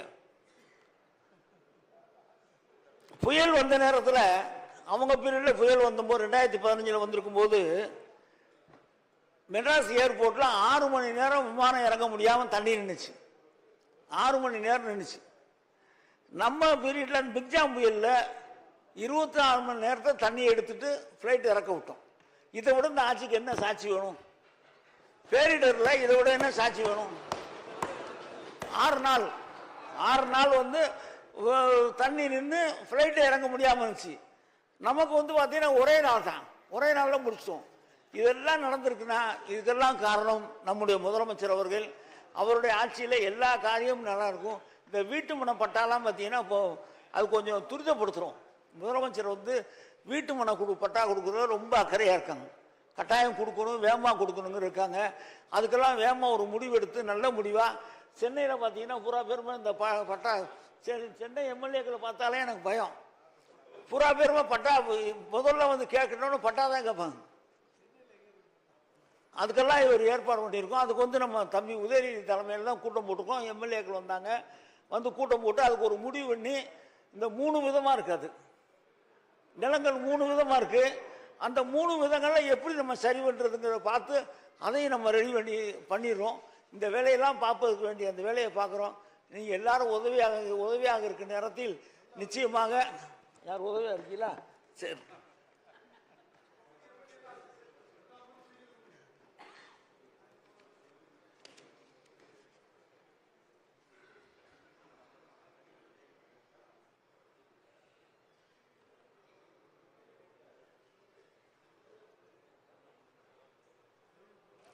இதில் நில அளவைத்துறை அதில் பார்த்தீங்கன்னா சப்ரிஸ் ஹவுஸில் இப்போ நீங்கள் பத்திரம் பதிஞ்ச உடனே மொத்தமாக ஒரே பிளாட்டாக 2 ஏக்கர் 3 ஏக்கர் ஒரே ஆளுக்கு இருந்தால் அவங்களுக்கு உடனே நம்ம வந்து பட்டா மாற்றி கொடுத்துரும். அங்கேருந்து அப்படியே நேராக ஆன்லைனில் போயிடுது. இப்போ நாங்கள் என்ன பண்ணியிருக்கோம், இப்போ நீங்கள் ஒரு ஆள் வந்து 2 ஏக்கர் வாங்கி பிளாட் போட்டிருந்தா அது டிடிசி அப்ரூவல் வாங்கியிருந்தா அந்த டிடிசி அப்ரூவல் வந்து நேராக சப்ரிஸ் ஹவுஸுக்கு எங்களுக்கு வந்துடும். நீங்கள் பத்திரம் பதியும் போது ஒரு பிளாட் வரையாவே பதிஞ்சு கொடுத்துரும். முந்தி பார்த்தீங்கன்னா ஒரு பிளாட் வாங்கினீங்கன்னா நாங்கள் எங்கள் இவங்க வந்து உங்களுக்கு கலந்து கொடுக்கணும். இனிமேல் அப்படி இல்லை, அதையும் பண்ணியிருக்கோம். ஒன்றுன்னா எது பண்ண முடியுமோ அதெல்லாம் நாங்கள் பண்ணிகிட்டு இருக்கோம். இந்த துறையில் எங்களால் முடிந்த அளவிற்கு உங்களுக்கு சர்வேர் எடுத்துருக்கோம்லாச்சு, சர்வேர் எடுத்திருக்கோம். நம்ம வந்த பிறகு தான் தாசில்தார்லேருந்து ஆர்டிஓ ப்ரொமோஷனை கொடுத்துருக்கோம், தாசில்தார் ப்ரொமோஷன் கொடுத்துருக்கோம், சர்வேர் எடுத்திருக்கோம். சர்வேர் வந்து நம்ம டெம்பரவரி சர்வேரும் போட்டிருக்கோம். முடிஞ்ச அளவுக்கு நம்ம எல்லா வேலையும் பார்த்துட்ருக்கோம். நம்ம ப்ராக்ரஸ் என்ன, இந்த வருஷத்துக்கு அடுத்த வருஷம் என்ன ப்ராக்ரஸ்ன்னு பார்க்குறோம். எங்களுக்கு எங்கள் மனசுக்கு திருப்தியாக இருக்குது, அந்தளவுக்கு நாங்கள் கட்டாயம் செய்வோம்னு சொல்லி பேரவையின் அனுமதியுடன் அலுவல் நேரம் நீட்டிக்கப்படுகிறது. மொத்தம் 218 பேர் வந்து வெட்டு தீர்மானம் கொடுத்துருக்காங்க.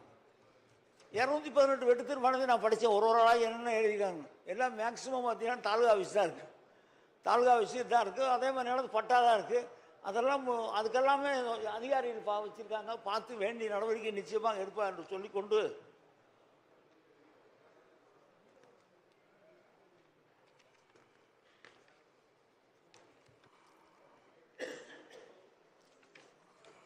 $218 வெட்டு தீர்மானங்களை நான் படித்து பார்த்துருக்கேன். அந்த புக்கை அப்படியே எடுத்து நான் படித்து பார்த்துருக்கேன். அதெல்லாம் படித்து பார்த்து அவற்றுக்கு வேண்டிய நடவடிக்கைகளை நிச்சயமாக நான் எடுப்பேன். ஆகவே ஏனையவற்றில் கவனத்தில் கொண்டு வெட்டு தீர்மானங்கள் திரும்ப பெற்றுக்கொண்டு மானிய கோரிக்கையை நிறைவேற்றி தரும்படி கேட்டுக்கொள்கிறேன். எனக்கு இருக்கு நன்றி சொல்கிறதுல நன்றி இருக்குல்ல, நன்றி சொல்லிடுறோம்ண்ணே. வேம முடிச்சிருவேன், அதுதான் உங்களுக்காக தான் டக்கு டக்குன்னு முடித்தேன். எனக்கு உதவியாக இருந்த மரியாதைக்குரிய தலைமைச் செயலாளர் மரியாதைக்குரிய சிவதாஸ் மீனா ஐஏஎஸ் அவர்களுக்கும், முதன்மை செயலாளர்கள் மரியாதைக்குரிய முருகானந்தம் ஐஏஎஸ் அவர்களுக்கும், டாக்டர் உமாநாத் ஐஏஎஸ் அவர்களுக்கும், மரியாதைக்குரிய MS சண்முகம் ஐஏஎஸ் அவர்களுக்கும், திருமதி அனுஜார்ஜி ஐஏஎஸ் அவர்களுக்கும், வருவாய் நிர்வாக ஆணையாளர் மரியாதைக்குரிய SK பிரபாகர் அவர்களுக்கும், நிதித்துறை செயலாளர் மரியாதைக்குரிய உதயச்சந்திரன் ஐஏஎஸ் அவர்களுக்கும், வருவாய் துறையுடைய செயலாளர் மரியாதைக்குரிய ராஜாராமன் ஐஏஎஸ் அவர்களுக்கும், நிர்வாக ஆணையாளர் மரியாதைக்குரிய KS பழனிசாமி ஐஏஎஸ் அவர்களுக்கும், நில சீர்திருத்த ஆணையர் மரியாதைக்குரிய முனைவர் வெங்கடாசலம் ஐஏஎஸ் அவர்களுக்கும், வருவாய் நிர்வாக ஆணையாளர் மரியாதைக்குரிய முனைவர் நடராஜன் ஐஏஎஸ் அவர்களுக்கும், பேரிடர் மேலாண்மை இயக்குனர் மரியாதைக்குரிய ராமன் ஐஏஎஸ் அவர்களுக்கும், நில அளவைத்துறை இயக்குனர் மரியாதைக்குரிய மதுசூதன் ரெட்டி ஐஏஎஸ் அவர்களுக்கும், சமூக பாதுகாப்பு திட்ட ஆணையாளர் மரியாதைக்குரிய ஜான் லூயிஸ் ஐஏஎஸ் அவர்களுக்கும் மற்றும் பிற அதிகாரிகளுக்கும் என்னுடைய நன்றியை தெரிவித்து, பேசிய நம்முடைய உறுப்பினர் அத்தனை பேருக்கும் என்னுடைய நன்றியை தெரிவித்து கொண்டு நான் நிறைய குறிப்பு கொடுத்தேன். மணியை பார்த்தா 1:30, அங்கிருந்து சவுண்ட் வந்துட்டே இருக்கு. அறிவிப்பு எதுவும் இருக்கா? அறிவிப்பு இருக்குனாச்சு.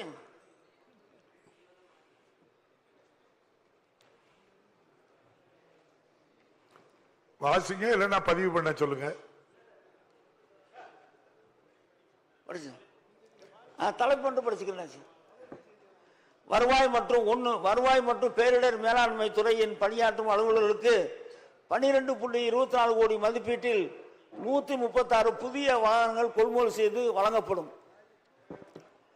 மாவட்ட வருவாய் அலுவலர்களுக்கு 84 லட்சம் செலவில் 7 புதிய வாகனங்கள் கொள்முதல் செய்யப்படும். உங்களுக்கு கொடுத்துருவோம் புதுக்கோட்டை டிஆர்ஓக்கு. சொந்த அலுவலகங்கள் கட்டடங்கள் இல்லாத பழுதடைந்த நிலையில் உள்ள 33 வருவாய்த்துறை அலுவலக கட்டிடங்கள், அலுவலகங்கள் கூடிய குடியிருப்புகள் கட்டிடங்கள் 41 கோடியே 25 லட்சம் செலவில் புதிதாக கட்டப்படும். புயல், அதி கனமழை, வெள்ளப்பெருக்கு போன்ற பேரிடர்களால் பாதிப்புள்ளார்க்கும் சென்னை மற்றும் புறநகர் பகுதியில் 3 நிரந்தர பேரிடர் மீட்பு மற்றும் நிவாரண மையங்கள் 36 கோடி மதிப்பில் அமைக்கப்படும். 5 தூத்துக்குடி மாவட்டத்தில் மழை வெள்ளம் பாதிப்புக்குள்ளாகக்கூடிய மக்களை பாதுகாக்க தங்க வைக்க 17.50 கோடி மதிப்பீட்டில் 2 பல்நோக்கு நிவாரண மையங்கள் கட்டப்படும். 6 பேரிடரின் போது பொதுமக்கள், மீனவர்கள், சுற்றுலா பயணிகளை பாதுகாக்க அபாய எச்சரிக்கை அறிவிப்பு செய்யும் ஒலி எழுப்பும் 1000 முன்னெச்சரிக்கை அமைப்புகள் 13.25 கோடி மதிப்பீட்டில் நிறுவப்படும். பேரிடர் கால மீட்பு நடவடிக்கைகளுக்காக படகு, மீட்பு வாகனம் உள்ளிட்ட நவீன உபகரணங்கள் 105.36 கோடி மதிப்பீட்டில் வாங்கப்படும். காட்டு தீ தடுப்பு நடவடிக்கைகளுக்காக வனத்துறை அலுவலர்களுக்கு பயிற்சி மற்றும் தீ தடுப்பு உபகரணங்கள் 15 கோடி மதிப்பீட்டில் வழங்கப்படும். மீனவர்களுக்கு மீன்வளத்துறை அலுவலர்களுக்கும் பேரிடர் மீட்பு பயிற்சி 1.7 கோடி மதிப்பீட்டில் வழங்கப்படும். தமிழ்நாடு பேரிடர் மீட்பு படை வீரர்களுக்கு திறன் மேம்பாட்டு பயிற்சி 2.10 லட்சம் கோடி செலவில் மதிப்பீட்டில் வழங்கப்படும். பல்நோக்கு பாதுகாப்பு மையங்கள் அமைந்துள்ள 121 கிராமங்களில் வசிக்கும் தன்னார்வலர்களுக்கு முதலுதவி, பேரிடர் மீட்பு மற்றும் நிவாரணம் தொடர்பான பயிற்சி அளிக்க 6 கோடியே 5 லட்சம் ரூபாய் மதிப்பீட்டில் பணம் அளிக்கப்படும். சென்னை புறநகர் பகுதியில் உள்ள குடியிருப்போர் நல சங்கங்களில் உள்ள 500 தன்னார்வலர்களுக்கு தமிழ்நாடு தீயணைப்பு மற்றும் மீட்பு பணிகள் துறை மூலமாக 2 கோடி மதிப்பீட்டில் பேரிடர் மீட்பு மற்றும் நிவாரணம் தொடர்பாக பயிற்சி அளிக்கப்படும். பருவநிலை மாற்றத்தால் தமிழகத்தில் வெப்ப அலை தாக்கம் அதிகரித்து வரும் நிலையில் வெப்ப அலை தாக்கத்தை மாநிலம் சார்ந்த பேரிடராக அறிவிக்கப்படும். பெரம்பலூர், கள்ளக்குறிச்சி மற்றும் திருச்சிராப்பள்ளி மாவட்டங்களில் பல வருடங்களாக குடியிருந்து வரும் 854 குடும்பங்களுக்கு பட்டா வழங்கப்படும். ராணிப்பேட்டை மாவட்டம், அரக்கோணம் வட்டம் மற்றும் நகரத்தில் 40 ஆண்டுகளாக வசித்து வரும் சுமார் 500 குடும்பங்களுக்கு பயன்பெறும் வகையில் வீட்டுமனை பட்டா வழங்கப்படும். திருநெல்வேலி மாவட்டம், அம்பாசமுத்திரம் வட்டம், ஊர்காடு வருவாய் கிராமத்தில் 1800 குடும்பங்கள் பயன்பெறும் வகையில் வீட்டுமனை பட்டா வழங்கப்படும். வருவாய் நிலை ஆணையம் 21 கீழ் பயனாளிகள் கழிக்கப்படும் வீட்டுமனை ஒப்படை ஆணைகள் இணைய வழியில் வழங்கப்படும். நவீன நில அளவை கருவியை பயன்படுத்தி பராமரிப்பு நில அளவை செய்து பொதுமக்களுக்கு பட்டா வழங்கப்படும். பதிவுத்துறையில் வழங்கப்படும் வில்லங்க சான்றிதழ் போன்று ஒரு புல எண்ணில் குறிப்பிட்ட காலத்தில் இணைய வழியில் நடந்த பட்டா மாற்ற விவரங்களை அறிக்கையாக பதிவிறக்கம் செய்து கொள்ளும் வசதி ஏற்படுத்தப்படும். பத்திரப்பதிவின் போது சொத்து விவரங்கள் சரிவாக ஏதுவாக புலப்பட தரவுகள் பதிவுத்துறை மூலம் வழங்கப்படும். பட்டா மாற்றம் மற்றும் புல எண்களை அளவீடு செய்தல் போன்ற சேவைகளை கண்காணித்து அவற்றின் தரத்தினை பேணும் பொருட்டு தரக்கட்டுப்பாடு மற்றும் கண்காணிப்பு மையம் அமைக்கப்படும். மதுரை மற்றும் கோயம்புத்தூரில் மண்டல அளவிலான நில அளவை பயிற்சி மையங்கள் நிறுவப்படும். தேனி மாவட்டத்தில் டி கல்லுப்பட்டி, தென்காசி மாவட்டத்தில் மேலகரம் மற்றும் நாமக்கல் மாவட்டத்தில் திப்புரமகாதேவ் மற்றும் போலுக்கூச்சி ஆகிய கிராமங்கள் சுமார் 3589 கிராமங்களுக்கு நத்தம் நிலவரி திட்ட பணிகள் மேற்கொண்டு மனைப்பட்டா வழங்கப்படும். நன்றி, வணக்கம்.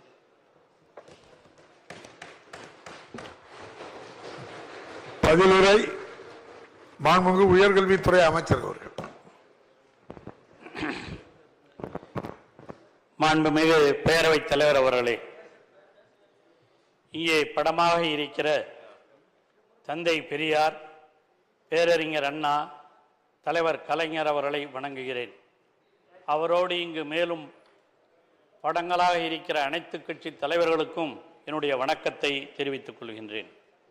அது மட்டுமின்றி என்னோடு உயிருக்கு உயிராய் பழகி இந்த சட்டமன்றத்திலே இருந்து இப்பொழுது பிரிந்துவிட்ட என் நண்பர் புகழேந்தி அவர்களுக்கும் என்னுடைய வணக்கத்தை தெரிவித்துக் கொள்கின்றேன்.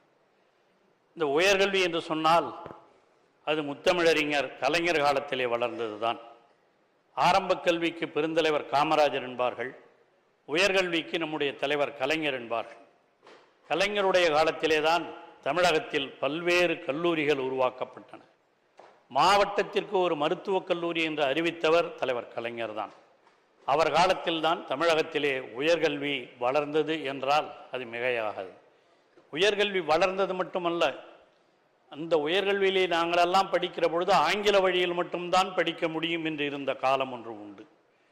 1960களில் 70களில் எல்லாம் ஆங்கில வழி மட்டும்தான், ஒன்லி இங்கிலீஷ் மீடியம். அதை தமிழ் வழியிலேயும் படிக்கலாம் என்று முதலாக அனைத்து பாடங்களிலும் முதலாக பேரறிஞர் அண்ணா அவர்கள் கலைப்பாடங்களிலே கொண்டு வந்தார். அனைத்து பாடங்களிலும் தமிழ் வழியிலே படிக்கலாம் என்று கொண்டு வந்தவர் தலைவர் கலைஞர். அந்த தமிழ் வளர்த்த, உயர்கல்வி வளர்த்த என் தலைவர் கலைஞர் அவருடைய நினைவாக இந்த உயர்கல்வித்துறையினுடைய அறிக்கையை நான் உங்கள் முன்னால் சமர்ப்பிக்க விரும்புகிறேன். அது மட்டுமல்ல, உயர்கல்வி என்று சொன்னால் தமிழ்நாடு தான் உயர்ந்து நிற்கிறது. அதற்கு காரணமாக பெரியார், அண்ணா, கலைஞர் வழியிலே இன்று திராவிட மாடல் ஆட்சி நடத்தி கொண்டிருக்கிற நம்முடைய தமிழக முதல்வர் தளபதி அவர்கள், அவர் ஆற்றியிருக்கிற பணி இந்த 3 ஆண்டுகளிலே கொஞ்சம் நெஞ்சமல்ல. அவர்தான் சொல்லுவார் அடிக்கடி, என்னுடைய 2 கண்கள், ஒன்று கல்வி, மற்றொன்று சுகாதாரத்துறை என்று சொல்லுவார். அந்த கல்வியும் சுகாதாரமும் வளர வேண்டும் என்று எல்லா நிகழ்வுகளிலேயும் பேசுகிறவர் நம்முடைய தமிழக முதல்வர். அந்த அடிப்படையில் தான் ஆரம்ப கல்வியாக இருந்தாலும் உயர்கல்வியாக இருந்தாலும் இந்த நாட்டிலே, தமிழகத்திலே கல்வி வளர்ச்சி பெற வேண்டும். கல்வி வளர்ச்சி பெறுவது மட்டுமல்ல, அது அனைத்து சமுதாயத்தினருக்கும் சென்றடைய வேண்டும். அனைத்து சமுதாயத்திற்கு சென்றடுவது மட்டுமல்ல, அது சிறந்த கல்வியாக, அது மிகச்சிறந்த உலக அளவிலே சிறந்த கல்வியாக இருக்க வேண்டும் என்று எண்ணியவர்தான் நம்முடைய தமிழக முதல்வர், நம்முடைய தளபதி அவர்கள் என்பதை யாரும் மறுக்க முடியாது. அந்த அடிப்படையிலே தான் அவர் கொண்டு வந்த திட்டங்கள் தான் நான் முதல்வன் திட்டம். இங்கே இருக்கிற நம்முடைய விளையாட்டுத்துறை அமைச்சர் அவர்தான் நான் முதல்வன் திட்டம் இதற்கு பொறுப்பானவர். அவர் அந்த நான் முதல்வன் திட்டத்தை வளர்த்து கொண்டிருக்கிறார். அதை யாரும் மறுக்க முடியாது. அந்த நான் முதல்வன் திட்டத்தில் இப்போ 25 பேர் லண்டனுக்கு போய் வந்திருக்கிறாங்கன்னா அதற்கு ஏற்பாடு செய்தவர் அவர்தான். அது இந்த உயர்கல்வித்துறை இருந்தாலும் நான் முதல்வனை அவர்தான் பார்த்து கொண்டிருக்கிறார். இதற்கெல்லாம் எங்களுக்கு இந்த சட்டமன்றத்தில் பேசுவதற்கு எங்களுக்கு உறுதுணையாக இருக்கிற நம்முடைய சபாநாயகர் அவர்களுக்கு என்னுடைய உணமார்ந்த வணக்கத்தை நான் தெரிவித்துக் கொள்கின்றேன். இங்கே இருந்து சென்றிருந்தாலும் நம்ம அவை முன்னவர் அவர்களுக்கும் என்னுடைய வணக்கத்தை தெரிவித்துக் கொள்ளிருக்கின்றேன். அமைச்சர் பெருமக்களுக்கும் இங்கே இருக்கிற சட்டமன்ற உறுப்பினர்களுக்கும் என்னுடைய உளமார்ந்த, அதான் அமைச்சர் பெருமக்கள் தான் இனி பெரிய மக்கள், அதனால் அனைவருக்கும் என்னுடைய உளமார்ந்த வணக்கத்தை நான் தெரிவித்துக் கொள்கின்றேன். இங்கே குறிப்பாக இந்த நான் சொன்னதைப் போல உயர்கல்வி என்பது தமிழகத்திலே உயர்ந்து இருக்கிறது என்று சொன்னால் அதற்கு திராவிட மாடல் ஆட்சிதான் காரணம் என்பதை யாரும் மறுக்க முடியாது. தந்தை பெரியார் திராவிட மாடல், பெரியார் சொன்னதெல்லாம் அனைவரும் படிக்க வேண்டும். பெண்களுக்கு படிப்புரிமையே இல்லாதிருந்த காலம் உண்டு. அடுப்பூதும் பெண்களுக்கு படிப்பதற்கு என்று சொன்ன காலம் பாருங்க, அந்த அம்மாவோட சிரிக்கிறாங்க. அந்த மாதிரி இருந்த காலம் ஒன்று உண்டு. ஆனால் இன்று பெண்களெல்லாம் படித்துவிட்டு குறிப்பாக வந்திருக்கிறார் என்று சொன்னால் முதலமைச்சர் கொண்டு வந்த, இப்பொழுது அதிகமாக வளர்ந்திருக்கிறது என்று சொன்னால் அவர் கொண்டு வந்திருக்கிற புதுமை பெண் திட்டம்.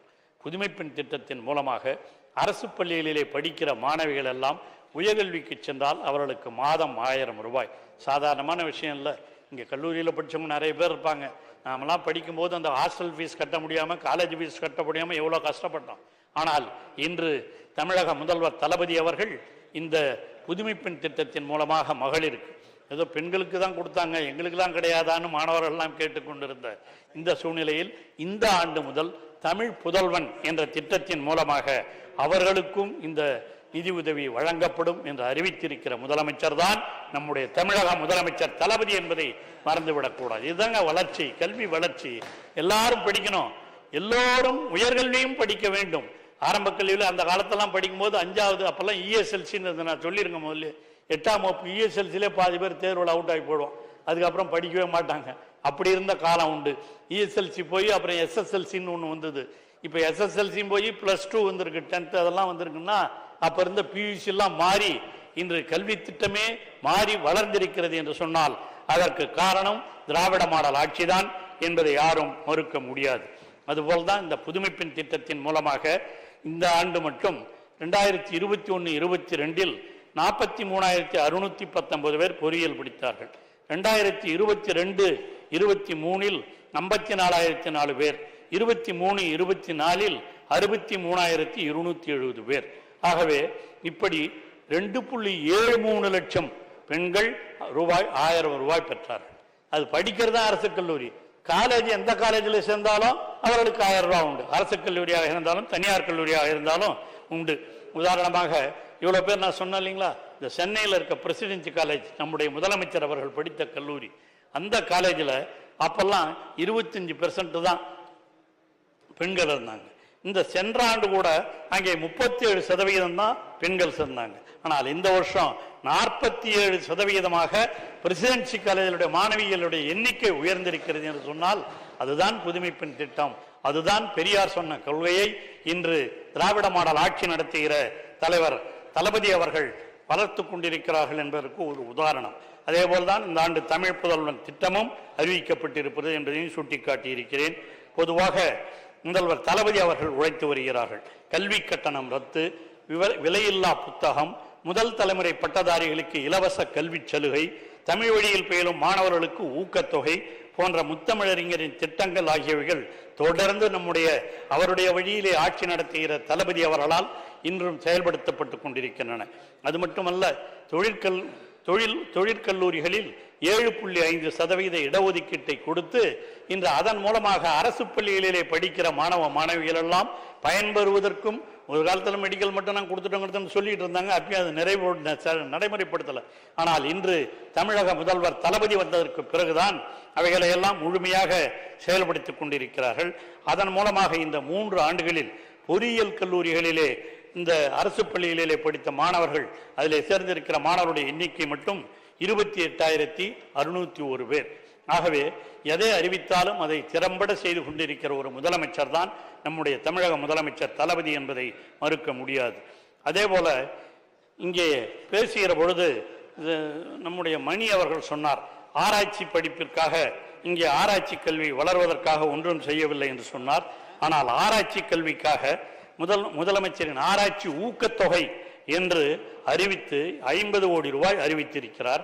அதன் மூலமாக ஆண்டுக்கு 25,000 வீதம் 3 ஆண்டுகளுக்கு 120 மாணவர்கள் இதனால் பயனடைந்து கொண்டிருக்கிறார்கள். ஏன்னா ரிசர்ச் அது ரொம்ப முக்கியமான ஒன்று. நாங்கள்லாம் படிக்கும்போது FIPன்னு ஒன்று இருந்தது, ஃபேக்கல்டி இம்ப்ரூவ்மெண்ட் ப்ரோக்ராம். கல்லூரியிலே அரசு பணியாளர்களை பணியாற்றுபவர்கள் கூட அகில இந்திய அளவில் தேர்வு செய்யப்பட்டு அவர்கள் ஆய்வு மாணவர்களை அனுப்பிட்டு சம்பளத்தோடு அனுப்பப்படுவாங்க. நான் அப்படி சம்பளத்தோடு போய் ஆய்வு பண்ணவன் தான், அதை சாரும் கைதாட்டுறாரு. அவரும் அப்படி ஆய்வு அந்த FIP ஃபேக்கல்டி இம்ப்ரூவ்மெண்ட் மூலமாக ஆராய்ச்சி செய்து பட்டம் பெற்றவர்கள் தான் இங்கே இருக்கிற நம்முடைய ஜவாஹர்லால் முதல் கொண்டு அந்த மாதிரி வளர்ந்துருக்கணும்னா அந்த காலத்தில் அது இருந்தது. இப்பொழுதும் அந்த ஆய்வு படிக்க வேண்டும், வளர வேண்டும் என்ற உணர்வோடு தான் இதையெல்லாம் நம்முடைய தலைவர் அவர்கள் செய்து கொண்டிருக்கிறார்கள். அது மட்டுமல்ல, பெருந்தலைவர் காமராஜர் கல்லூரி மேம்பாடு அந்த திட்டத்தின் மூலமாக இந்த ஒவ்வொரு வருடமும் 200 கோடி ரூபாய், அது பாலிடெக்னிக்கு அந்த தொழிற்கல்விக்குன்னு ஒரு 100 ரூபாய், அரசு மற்றும் கலைக்கல்லூரிகளுக்குன்னு ஒரு 100 கோடி ரூபாய் ஆக இந்த இரண்டும் ஒதுக்கப்பட்டு மேம்படுத்துவதற்காக அந்த கல்லூரிகளில் வகுப்பறைகளில் அந்த மாதிரி நிறைய பேர் இப்போ சொல்லியிருக்கவங்களாம் அதுதான் சொல்கிறீங்க. அதற்காக 200 கோடி ரூபாய் அவர் பெருந்தலைவராக இருந்த காமராஜருடைய பெயரிலே அது உருவாக்கப்பட்டு அதுவும் செயல்படுத்தப்பட்டிருக்கிறது. அதே போல உயர் சிறப்பு மையங்கள் தொழில்துறை அமைப்புகளுடன் இணைந்து 4 தரநிலையை எய்திடும் பொருட்டு ரூபாய் 3014 கோடி மதிப்பீட்டில் 45 அரசு பல வகை தொழில்நுட்ப கல்லூரிகள் அதுவும் உருவாக்கப்பட்டிருக்கிறது. ஆக கல்வி கட்டண சலுகை முதல் தலைமுறை பட்டதாரி ஃபர்ஸ்ட் ஜெனரேஷன், நாமெல்லாம் ரொம்ப பேர் ஃபர்ஸ்ட் ஜெனரேஷனில் படிக்க வரவங்க தான். அந்த மாதிரி அந்த ஃபர்ஸ்ட் ஜெனரேஷன் படிக்க வர மாணவர்களுக்கு கடந்த 3 ஆண்டுகளில் சுமார் 4.13 லட்சம் மாணவர்களுக்கு ரூபாய் 1000 கோடி வழங்கப்பட்டுள்ளது ஃபர்ஸ்ட் ஜெனரேஷன் மாணவர்கள். அதே போல இங்கே உயர்கல்வி நிறுவனங்களை டிஜிட்டல் மயமாக்க வேண்டும் என்பதற்காக ரூபாய் 150 கோடி அந்த அரசால் ஒதுக்கப்பட்டு அதுவும் செலவு செய்யப்பட்டிருக்கிறது. அதே போல முத்தமிழறிஞர் கலைஞர் அரங்கம், நாங்கள் இந்த பிரசிடென்சி காலேஜுக்கு போகும்போது இங்கே இருக்கிற மாணவர்கள்லாம் கேட்டது, எங்களுக்கு ஒரு கலைஞர் அரங்கம் வேண்டும் என்று கேட்டார்கள். அதற்கு முதலமைச்சரும் அப்பொழுது வந்திருந்தார். அவர் ஆணையின் அடிப்படையிலே அங்கே ஒரு முத்தமிழ் கலைஞர் அரங்கம் ரூபாய் 63 கோடி மதிப்பீட்டில் சென்னை மாநில கல்லூரியில் 2000 பேர் அமரக்கூடிய அதற்கு நம்முடைய அந்த தொகுதியினுடைய சட்டமன்ற உறுப்பினராக இருக்கிற உதயநிதி அவர்களும் அதற்காக பல்வேறு ஏற்பாடுகளை செய்து அதுவும் நடைபெற்றது என்பது மறுக்க முடியாத உண்மை. அதே போல இங்கே ஆராய்ச்சி ஊக்கத்தொகை, அதை பற்றியும் நான் சொல்லியிருக்கிறேன். ஆசிரியர் நலன், ஏன்னாங்க ரொம்ப பேர் ஆசிரியர்களை பற்றி தான் சொல்லிட்டு இருந்தாங்க. அந்த ஆசிரியர் நலன் கணினி பயிற்சி திட்டத்தில் பணியமர்த்தப்பட்ட பயிற்றுநர்களுக்கு பல ஆண்டுகளாக ரூபாய் 4000 தான் வழங்கப்பட்டது. அந்த 4000 ரூபாயை 10,000 உயர்த்தி வழங்கியது நம்முடைய தமிழக முதலமைச்சர் தளபதி அவர்கள் தான். அதே மாதிரி கௌரவ விரிவுரையாளர் கெஸ்ட் லெக்சரர்ஸ் இருந்தாங்க இல்லையா, அந்த கெஸ்ட் லெக்சரர்ஸுக்கு முதல்ல முந்தைய ஊதியம் 20,000 இருந்தது, அதை 25,000 உயர்த்தி கொடுத்ததும் முதலமைச்சர் தான். அரசு பொறியியல் கல்லூரிகளிலே பணியாற்றுகிற கெஸ்ட் லெக்சரர்ஸ் இதெல்லாம் டிஃபரன்ஸ் அப்ப இருந்தது. அவங்களுக்கு 15,000 ரூபாய், அவங்களுக்கும் 25,000 ரூபாய். அரசு பாலிடெக்னிக் கல்லூரிகளிலே இருக்கிறவர்கள் 15,000 ரூபாய், அவர்களுக்கும் 5,000 ரூபாய் உயர்த்தி 20,000 உயர்த்தி கொடுத்தவர் தான் நம்முடைய தமிழக முதலமைச்சர் தளபதி என்பதை யாரும் மறந்துவிட முடியாது. அதே போலதான் இந்த கட்டடங்கள் கட்டுறது, முதல்ல இருந்த கவர்மெண்ட்ல என்ன பண்ணாங்க, காலேஜ் அனௌன்ஸ் பண்ணாங்களே தவிர நிதி ஒதுக்கல. அந்த மாதிரி ஒதுக்கப்படாம கட்டடங்கள் இல்லாமல் இருந்த கல்லூரிகளுக்கு கட்டடங்கள் கட்ட வேண்டும் என்று முதலமைச்சர் தாராள மனப்பயனோட அவங்க தான் அனௌன்ஸ்மெண்ட் விட்டுறக்கூடாது பண்ணாம 4 கல்லூரிகள் இருந்தது. அதில் 3 கல்லூரிகளுக்கு கட்டடம் கட்டு இருக்குது, ஒரு இடத்திற்கு கட்டடம் பார்த்து கொள்ளப்பட்டிருக்கிறது. அதுபோல தான் நாம் அறிவித்தோம் 21 கல்லூரி கட்டப்படும் உருவாக்கப்படும் என்று அறிவித்தோம். அந்த 21 கல்லூரிகளில் கிட்டத்தட்ட 4 கல்லூரிகளை தவிர 4 கல்லூரி கட்டியாச்சு. 4 கல்லூரி கட்டுறது 11 கல்லூரிகளுடைய வேலைகள் நடந்து கொண்டிருக்கின்றன. அதுவும் இப்போ முடிஞ்சிடும் மிக விரைவிலே. அதையும் முடிப்பதற்கான ஏற்பாடுகள் செய்து கொள்ளப்பட்டிருக்கிறது. அதே போல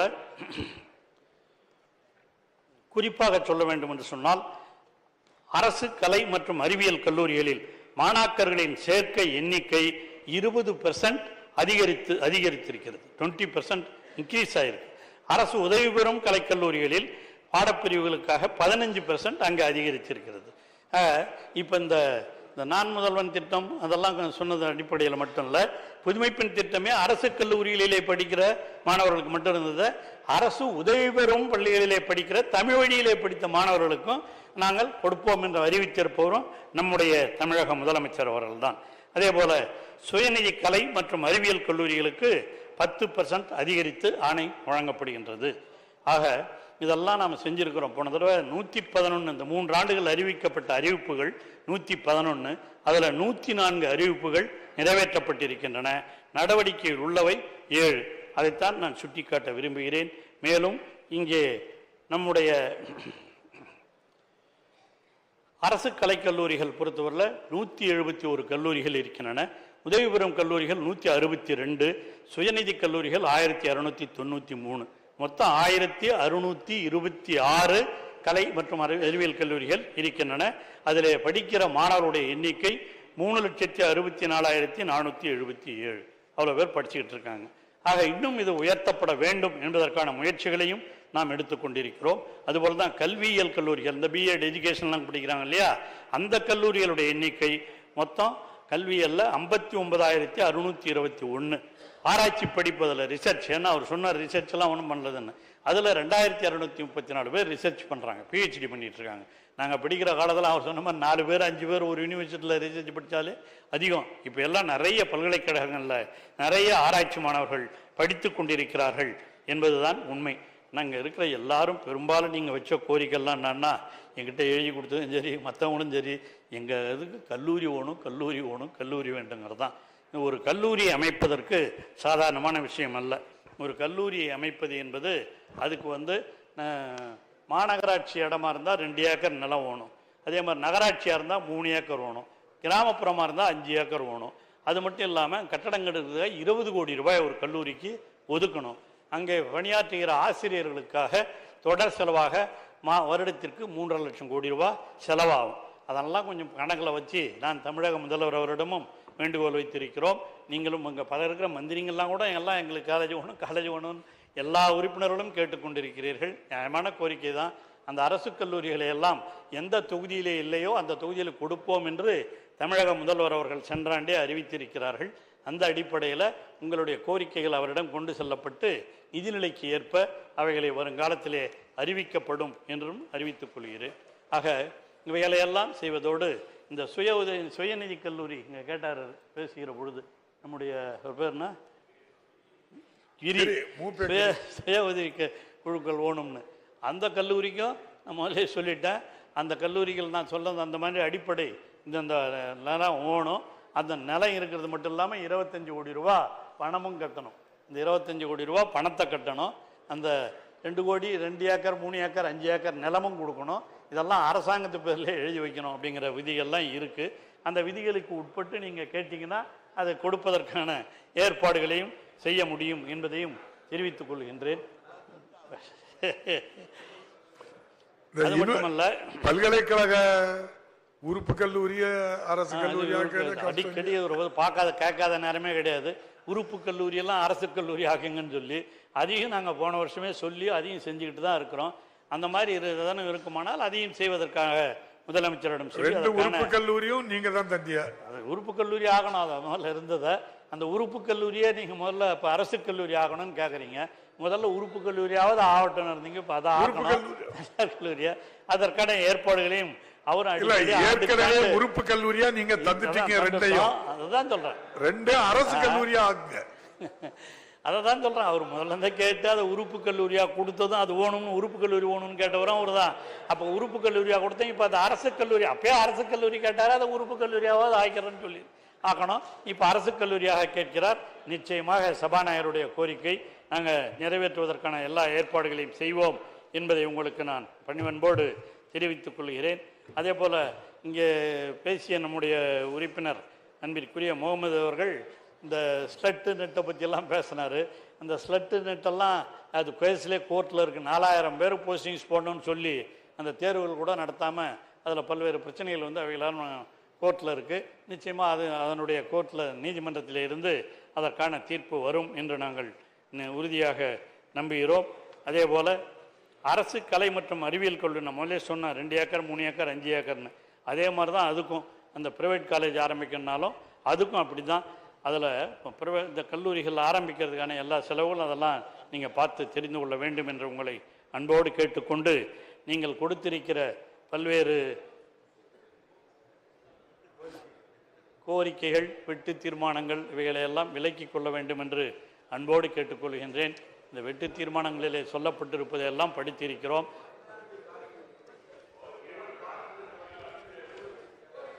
எதுங்க சீட்டு அது இந்த சீட்டு அதுலேயும் நாங்கள் வந்து அது சென்ற ஆண்டு போலவே இந்த ஆண்டும் அதை சொல்ல மறந்துட்டேன். சென்ற ஆண்டு போலவே இந்த ஆண்டும் அரசு கல்லூரிகளில் 20% அதிகமாக எண்ணிக்கை உயர்த்தப்படும். அரசு உதவி பெறும் கல்லூரிகளில் 15% உயர்த்தப்படும். தனியார் கல்லூரிகளில் 10% உயர்த்தப்படும். அது போன வருஷம் இருந்த மாதிரியே. ஏன்னா இப்போ நான் முதல்ல சொன்ன மாதிரி எங்கள் கவர்மெண்ட் காலேஜஸ் இவங்கெல்லாம் நிறைய வந்துக்கிட்டு இருக்காங்க. அவர்களுக்காக இந்த சென்ற ஆண்டுகளைப் போலவே இந்த ஆண்டும் உயர்த்தப்படும் என்பதையும் நான் தெரிவித்துக் கொள்ள கடமைப்பட்டிருக்கிறேன். இங்கே குறிப்பாக அறிவிப்புகள், இந்த அறிவிப்புகளை பொறுத்தவரையில்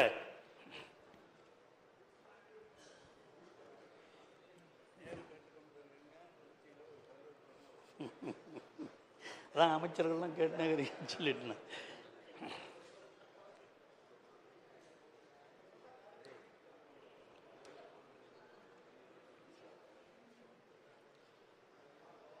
அச்சு தொழில்நுட்பம், வேதியியல் தொழில்நுட்பம், தோல் தொழில்நுட்பம் மற்றும் நெசவு தொழில்நுட்பம் ஆகிய 4 சிறப்பு பயிலகங்களில் புதிதாக வளர்ந்து வரும் தொழில்நுட்ப வளர்ச்சிக்கு ஏற்ப 6 புதிய பட்டய படிப்புகள் அறிமுகப்படுத்தப்படும். டிப்ளமா கோர்சஸ் 4 புதுசாக உருவாக்குறோம். அதே மாதிரி கோயம்புத்தூரில் உள்ள அரசு தொழில்நுட்ப கல்லூரியில் 300 பேர் தங்கும் வகையில் கூடுதல் ஆண்கள் விடுதி கட்டிடம் ரூபாய் 21 கோடி மதிப்பீட்டில் கட்டப்படும் ஹாஸ்டல். அதே மாதிரி ஈரோட்டில் உள்ள அரசு பொறியியல் கல்லூரியில் 200 பேர் தங்கும் வகையில் கூடுதல் ஆண்கள் விடுதி கட்டடம் ரூபாய் 14 கோடி மதிப்பீட்டில் கட்டப்படும். இது இப்போ கோயவை ஈரோடு. அங்கே அதே போல் மைய பல வகை தொழில்நுட்ப கல்லூரி மற்றும் சிறப்பு பயிலக மாணவர்களுக்காக சென்னை மைய பாலிடெக்னிக் கல்லூரி வளாகத்தில் 300 பேர் தங்கும் வகையில் கூடுதல் ஆண்கள் விடுதி கட்டிடம் ரூபாய் 21 கோடி மதிப்பீட்டில் கட்டப்படும். ஆக புதுசாக 3 ஹாஸ்டல்ஸ் இப்போ கட்டுறோம். அதே போல் அனைத்து அரசு கலை அறிவியல் மற்றும் கல்வியியல் கல்லூரிகளில் மாணவியர்களுக்கென தனி ஓய்வறை கட்டிடம் ரூபாய் 8.55 கோடி மதிப்பீட்டில் கட்டப்படும். கோயம்புத்தூர், சேலம் மற்றும் பர்கூர் ஆகிய இடங்களில் உள்ள 3 அரசு பொறியியல் கல்லூரிகளில் செயற்கை நுண்ணறிவு மற்றும் எந்திரவியல் ஆய்வகம் ரூபாய் 3 கோடி மதிப்பீட்டில் நிறுவப்படும். திருநெல்வேலி, தருமபுரி மற்றும் ஈரோடு ஆகிய இடங்களில் உள்ள 3 அரசு பொறியியல் கல்லூரிகளில் மின்சார வாகன தொழில்நுட்ப ஆய்வகம் ரூபாய் 3 கோடி மதிப்பீட்டில் நிறுவப்படும். 8 காரைக்குடி மற்றும் போடிநாயக்கனூர் ஆகிய இடங்களில் உள்ள 2 அரசு பொறியியல் கல்லூரிகளில் பொருட்களின் இணையம் ஆய்வகம் ரூபாய் 2 கோடி மதிப்பீட்டில் நிறுவப்படும். வேலூர், தஞ்சாவூர் மற்றும் திருச்சிராப்பள்ளி ஆகிய இடங்களில் உள்ள 3 அரசு பொறியியல் கல்லூரிகளில் பொருள்சேர் உற்பத்தி ஆய்வகம் ரூபாய் 3 கோடி மதிப்பீட்டில் நிறுவப்படும். அதேபோல gate, IES, CAT, GMAT, GRE, IELTS மற்றும் TOEFL உள்ளிட்ட போட்டித் தேர்வுகளுக்கு தீவிர பயிற்சி பெறும் மாணவர்களின் எண்ணிக்கையை 500 இருந்து 1400ஆக உயர்த்தப்படும். இதற்கான கூடுதலாக ரூபாய் 77 லட்சம் நிதி ஒதுக்கப்படும். இந்த பயிற்சி பெறவங்களுக்கெல்லாம் கொஞ்சம் இந்த ட்ரைனிங்காக பணம் கொடுக்கறதா. அந்த மாதிரி அரசு கலை மற்றும் அறிவியல் கல்லூரிகளுக்கு தேவையான தளவாடங்கள் ரூபாய் 7.5 கோடி மதிப்பீட்டில் கொள்முதல் செய்யப்படும். தமிழ்நாடு ஆவண காப்பகத்தில் செயல்படும் தமிழ்நாடு வரலாற்று ஆராய்ச்சி மன்றம் மீளுருவாக்கம் செய்யப்படும். திருச்சிராப்பள்ளி அண்ணா அறிவியல் மையம் கோளரங்கத்தில் வேடிக்கை அறிவியல் காட்சி கூடம் ரூபாய் 30 லட்சம் மதிப்பீட்டில் அமைக்கப்படும். கலை மற்றும் அறிவியல் கல்லூரிகளில் மாணவர்களின் சேர்க்கை அதிகரிக்கும். அதான் நான் முதல்ல சொல்லிட்டேன். அதுதான் அந்த கலை மற்றும் அறிவியல் கல்லூரிகளிலே மாணவர் சேர்க்கை 20%, 15%, 10% அதிகரிக்கப்படும் என்ற அறிவிப்பையும் உங்களுக்கு நான் சொல்ல கடமைப்பட்டிருக்கிறேன். ஆகவே இதிலே நீங்கள் கொடுத்திருக்கிற அந்த இவைகளையெல்லாம் திரும்ப பெற்று இந்த மானிய கோரிக்கையை ஒருமனதாக நிறைவேற்றி தர வேண்டும் என்று உங்களை பணிவன்போடு கேட்டு நிறைவு செய்கிறேன். நன்றி, வணக்கம். கரெக்டாக 2 முடிச்சிட்டேன். விவாதம் முடிவு பெற்றது. இப்போது வாக்கெடுப்பு. மானிய கோரிக்கை எண் 20 உயர்கல்வித்துறை. வெட்டு தீர்மானங்கள் வலியுறுத்தப்படுகின்றனவா என்று அறிய விரும்புகின்றேன். வெட்டு தீர்மானங்கள் அனைத்தும் பேரவையின் அனுமதியுடன் திரும்ப பெறப்படுகின்றன. உயர்கல்வித்துறை மானிய கோரிக்கை எண் 20 கீழ் வருவாய் கணக்கில் ரூபாய் 7,567 கோடியே 50,82,000, மூலதன கணக்கில் ரூபாய் 644 கோடியே 27,27,000 மற்றும் கடன் கணக்கில் ரூபாய் 1000 ஆகியவற்றுக்கு மேற்படாத தொகைகள் அரசுக்கு வழங்கப்பட வேண்டும் என்னும் மாண்புமிகு உயர்கல்வித்துறை அமைச்சர்களின் தீர்மானம் பேரவையின் முடிவுக்கு விடப்படுகிறது. ஏற்போர் ஆம் என்க, மறுப்போர் இல்லை என்க. ஏற்போரே அதிகம் என்று கருதுகிறேன். ஏற்போரே அதிகம். தீர்மானம் நிறைவேறியது. அரசுக்கு கோரிய தொகைகள் வழங்கப்பெறுகின்றன. மானிய கோரிக்கை 41 வருவாய் மற்றும் பேரிடர் மேலாண்மை துறை. வெட்டு தீர்மானங்கள் வலியுறுத்தப்படுகின்றனவா என்று அறிய விரும்புகின்றேன். வெட்டு தீர்மானங்கள் அனைத்தும் பேரவையின் அனுமதியுடன் திரும்ப பெறப்படுகின்றன. வருவாய் மற்றும் பேரிடர் மேலாண்மை துறை மானிய கோரிக்கை 41 கீழ் வருவாய் கணக்கில் ரூபாய் 8,382 கோடியே 22,98,000, மூலதன கணக்கில் ரூபாய் 71,000 மற்றும் கடன் கணக்கில் ரூபாய் 50 லட்சம் ஆகியவற்றுக்கு மேற்படாத தொகைகள் அரசுக்கு வழங்கப்பட வேண்டும் என்னும் மாண்புமிகு வருவாய் மற்றும் பேரிடர் மேலாண்மை துறை அமைச்சர் அவர்களின் தீர்மானம் பேரவையின் முடிவுக்கு விடப்படுகிறது. ஏற்போர் ஆம் என்க, மறுப்போர் இல்லை என்க. ஏற்போரே அதிகம் என்று கருதுகிறேன். ஏற்போரே அதிகம். தீர்மானம் நிறைவேறியது. அரசுக்கு கோரிய தொகைகள் வழங்கப்பெறுகின்றன.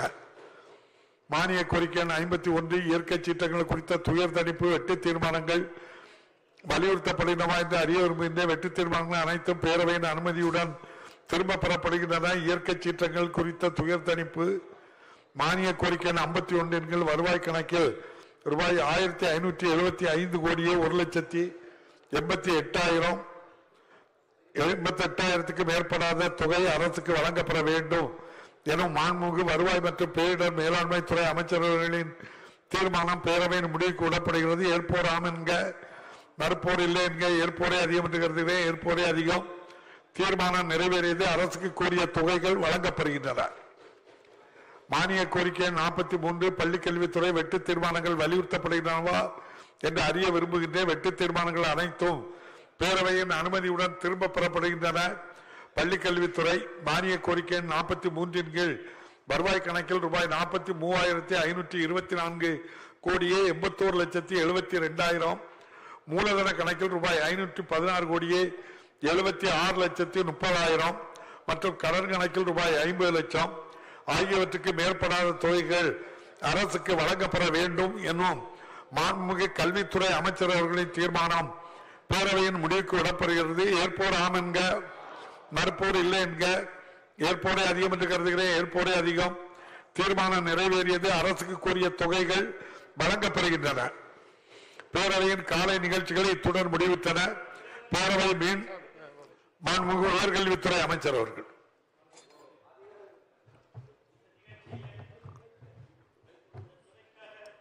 மிகவும் பாடுபட்ட தலைமைச் செயலாளர் அவர்களுக்கும் தமிழ்நாடு உயர்கல்வித்துறையின் வளர்ச்சி திட்டத்திற்கு தங்களது உழைப்பை நல்கும் உயர்கல்வித்துறை செயலாளர் திரு குமாரபுரன் அவர்களுக்கும் தொழில்நுட்ப கல்வி இயக்குனர், தமிழ்நாடு ஆணைய காப்ப ஆணையர், கல்லூரி கல்வி இயக்குனர், நீதித்துறை முதன்மை செயலாளர் திரு உதயச்சந்திரன் ஆகிய அனைவருக்கும் என்னுடைய உளமார்ந்த நன்றியை தெரிவித்துக் கொள்கிறேன். கூடுதல் தலைமைச் செயலாளர் திரு முருகானந்தம் அவர்களுக்கும் இதனுடைய நன்றியை துறையின் சார்பாக தெரிவித்துக் கொள்கிறேன். பேரவையின் கால நிகழ்ச்சிகள் இத்துடன் முடிவிட்டன. பேரவை மீண்டும் மாலை 5 மணிக்கு கூடும். வணக்கம்.